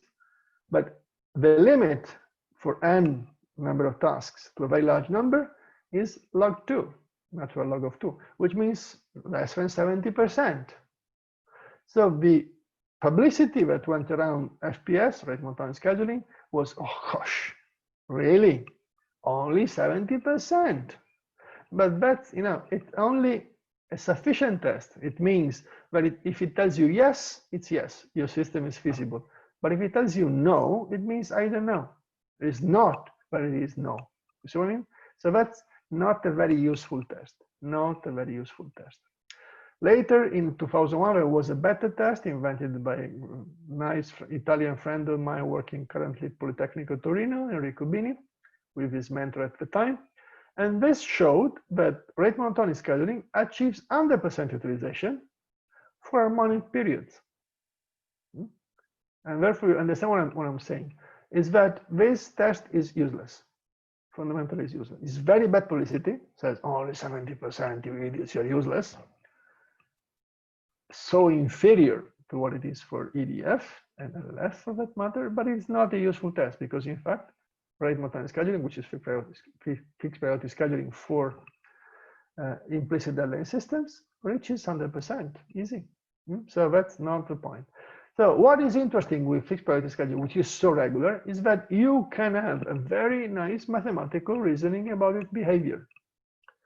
And behavior, because we reason about the worst case, is constructed around the notion of critical instant. Critical instant is a case in which you can form a worst case under assumptions that are coherent with the properties of your system. The critical instant is the moment at which you have to look at whether your system is schedulable, and what happened past you don't care, and look up until the hyperperiod, and the rest you can ignore. So it's very good news if there is a critical instant. See what I mean? And what is a critical instant for a system scheduled with fixed scheduling and deadlines either implicit or constrained? Is that this critical instant exists and it can be defined, and it is very simple, and it is that the job of interest, the one that you want to know whether it is feasible, is released simultaneously, that is to say in phase, with the jobs of all the higher priority of the tasks with higher priority than the tasks that issues the job of interest. You see, in other words, the critical instant is when you want to know if you are feasible, compete with maximum, with the highest competition. And in fixed priority scheduling, the competition is only with the tasks given higher priority. You see, if you think of it pictorially, in a system scheduled with fixed priority scheduling, you have three subsets of tasks. Those which have priority lower than you, and you don't care because they never win against you, for now. You, and those with priority higher than you. And of course, those with priority higher than you are the problem, because if they all come together and they want all that they can get, you get the maximum interference. That's the term that we use, okay? The maximum interference, and therefore you have to determine whether the interference you suffer is so large that the time available for your completion until from release until deadline it may not be sufficient. Okay, so you understand the notion. So the way to calculate this in one way, then there is a better way, but the historical way was called time demand analysis. This is fundamentally a notion of economy. Economy in the sense that you have time available, what the CPU can give you, and you have time demanded by the tasks. And of course, your system is feasible if the time demanded by the tasks does not exceed the time available. Now, if I were to formulate the equation like this, it would mean that this condition is to be valid at all times. But of course, that's not really what matters. What matters is that this condition holds at points of interest. And the points of interest are not all the time, but are the time that are salient for the tasks. It's easy to understand that these times are either when the task is released or when the task is to complete. And now, of course, I think the intuition can reach this point. Obviously, what matters is when I'm released, because when I'm released, I know that I will have time enough, then it's fine. You understand? So I don't have to check for all t. I have to check in principle for specific t's, and these t's are the release. Now, if there is a graphical pictorial representation, which is rather easy to explain, and when I leave you at that and you return to it after this lecture. The way I represent it is having the time available, time supplied by the CPU on the horizontal axis, and the time demand on the vertical axis. At the origin is 0, no time given, no time demanded. But at time 0, in the critical instant, I'm having the highest priority task being made ready. And that task becoming ready at time 0 has the need of all of its, execution time in the worst case, and it must be available at the start. Of course, it doesn't use it all the time, immediately, but it has to be available initially. You know, say, I am born. If I have to be feasible, then my demand is my worst case execution time. So I'm having this function that jumps immediately from 0 to the maximum worst case execution time of that particular task. And it stays so. This is called a step function. It stays so until the next release of a task in the system. Yeah? Now, this point of crossing is when the time supply meets the demand of a time demand, you know? And if I project this point of intersection on the time supply, I know that for this particular task, which is the highest priority one, at time 1, the job of task 1 will have received all the time it needs, which of course is 1. Yeah? So you see, this is the logic which is applied. It's not too complicated. Of course, nobody uses this method. This is only to explain what it is done. Let's look only by example, and then I will have to proceed and to reach the end of this lecture. Otherwise, I'll be failing my promise. Let's look at the task with the second highest priority. Again, critical instant. It means that the job of task 2 also is released at time 0. And it presents a demand which is its 1.5 execution time in the worst case. And it says, well, of course, this adds to the demand of 1 by the task, which was higher priority than me. So the total demand at time 0 at this point is 1 plus 1.5. And when does this increase? Well, it increases at the next release, and the next release is either time 3, or in fact, it could be at time 5. The earliest that comes is obviously time 3. So at time 3, this demand, which is this point, time 3, the demand grows by the next release of a job of task 1. So it goes from this point, raises by 1. Look at what happens, however, that the time supply crosses the slope function of the demand at this point. It means at this point, the supply has equaled and even increased over the demand. Therefore, even the job of task 2 is satisfied. If we project vertically to a time supply line, what do we see? Is that this job would complete at what we imagine. 1 unit to complete the job of task 1 high priority, plus 1.5 units to complete the job of task 2 second priority subsequent to that. You understand? So this shows that there are ways of reasoning. It doesn't care that, for example, in this duration, the time supply is inferior to the time demand, because it's not there when we check. We have already a crossing point that says, satisfied, job is completed. Okay.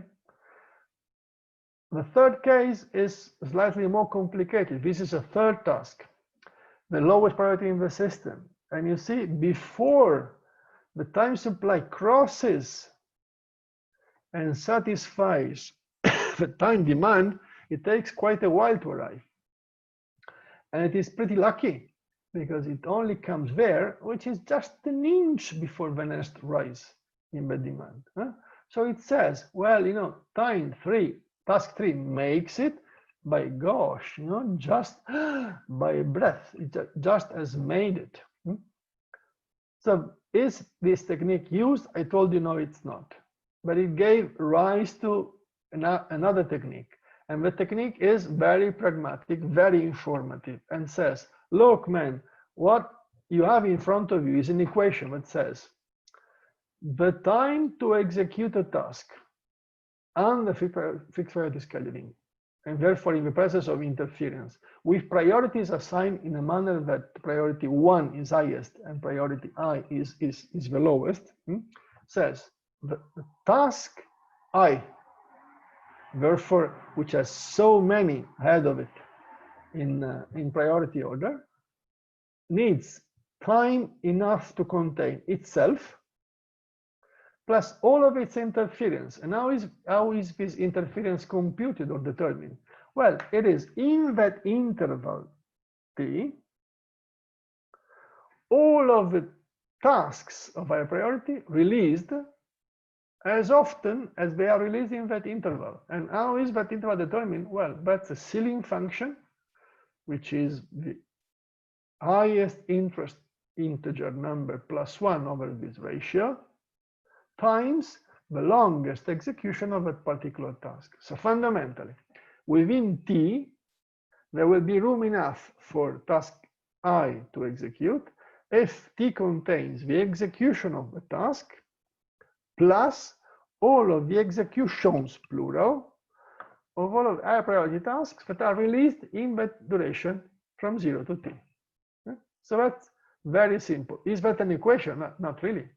It's not an equation because it has incognito value here in the left and the right hand side term.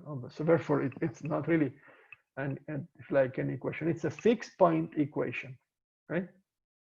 And we return to that tomorrow and make exercises about it.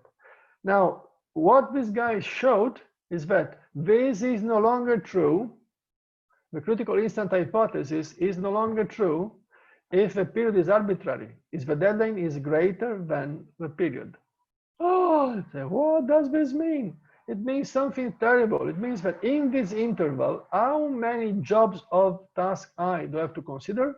Answer: one only, because the critical instant tells me that this interval T either meets my deadline for me only from task I, or it doesn't, but I don't compete with other jobs of the same task. Because by the time the deadline comes, either T has equalized left and right before the deadline, as I was showing you in these plots, in these step functions, or I'm missing my deadline. But if my deadline is greater than period, then bad news. It means that during the time I'm looking at, I may have multiple tasks, multiple jobs from the same task. And therefore, this equation is no longer useful because this equation says I'm only having one job of task I. You understand? So that's why the properties of a situation in which deadlines can be greater are very different. I'm not discussing them. You can look at them. They may be interesting to you. Now, reading, not for now, evidently, these are interesting papers. This is the one I cited. And this is one that shows how we can build a cyclic clock-driven schedule.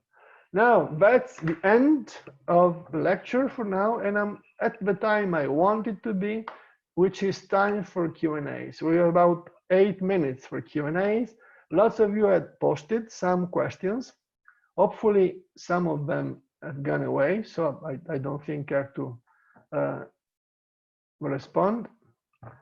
Let me see if there is some that I should be commenting on. You can find more questions if you need. Please use the time now to fire more questions, and the others I may answer later at the event live.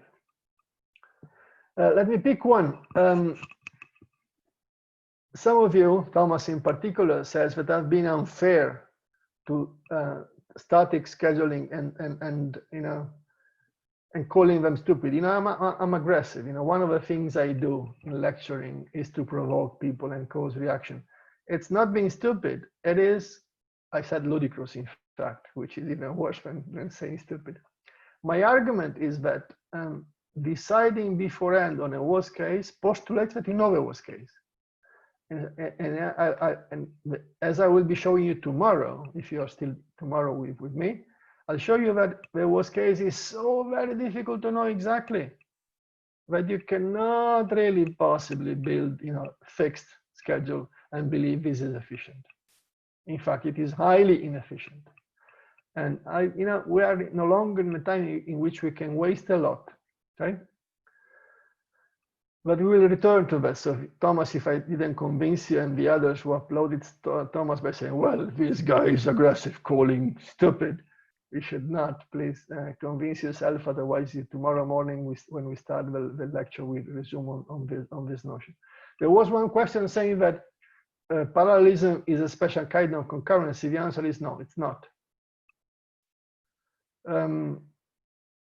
the parallelism, as I said, is everyone does their job, but there is no collaboration. The job is divided. You know what the others do. You don't care. And in fact, the others they don't want them to interfere with you.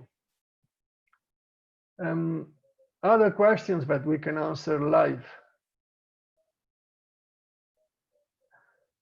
Some as a question, which, okay, let's see if this question is yeah, I can answer that live. Some says, well, you know, but if you have to compute the schedule online, and if its computation is so complicated, then you're taking time away from the actual execution, so that would be bad. Yes, this is a concern.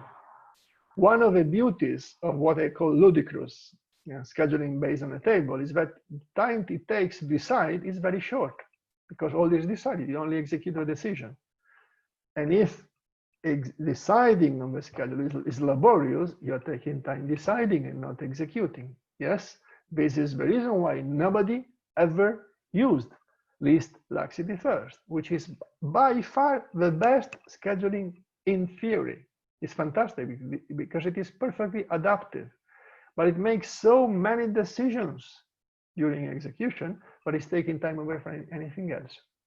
So the beauty, if you like, of fixed priority scheduling is that the time it takes to decide can be made very small, and even more interesting, constant time.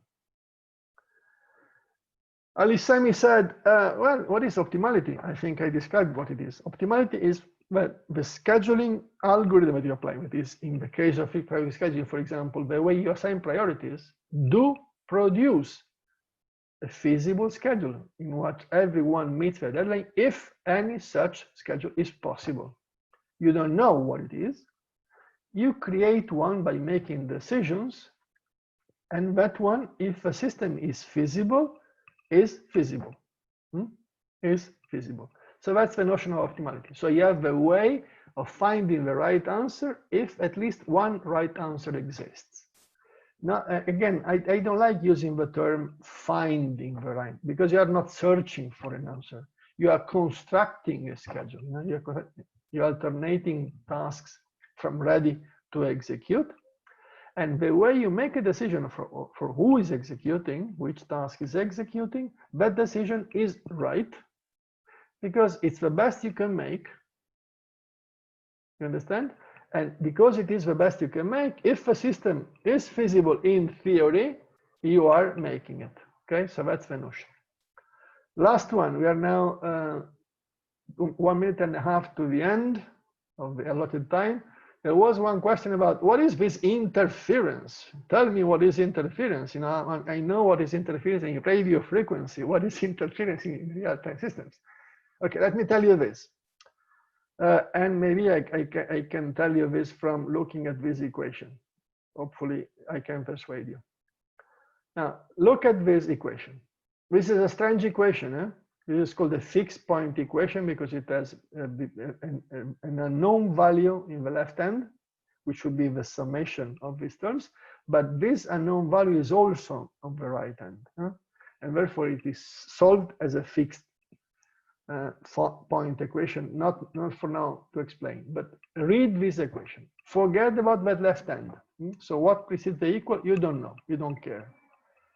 The right hand side says there is a time interval with t, which is a time supply of a CPU of length t. Within that time, in order for me to be feasible, in a fixed priority schedule, that time must be wide enough to contain me, my worst case execution, plus all of the executions of all of the other tasks that have priorities higher than me, statically assigned. Therefore, if I am I, all of the others are from top priority 1 to I minus 1. And how often do they execute these high priority tasks? They execute for their maximum execution, index k over this set. How many times? Well, within the window of length t, they execute as often as the ratio between t and the period of such tasks. And because this ratio can be fractionary, we take the highest integer, which means in practice that if the release of a higher priority task arrives at exactly the moment I'm going to execute end, I don't execute end. I execute the high priority task, and then I resume and execute end. So this part of the equation is called interference. It's all the time penalty. I have to wait because of the rules of this scheduling.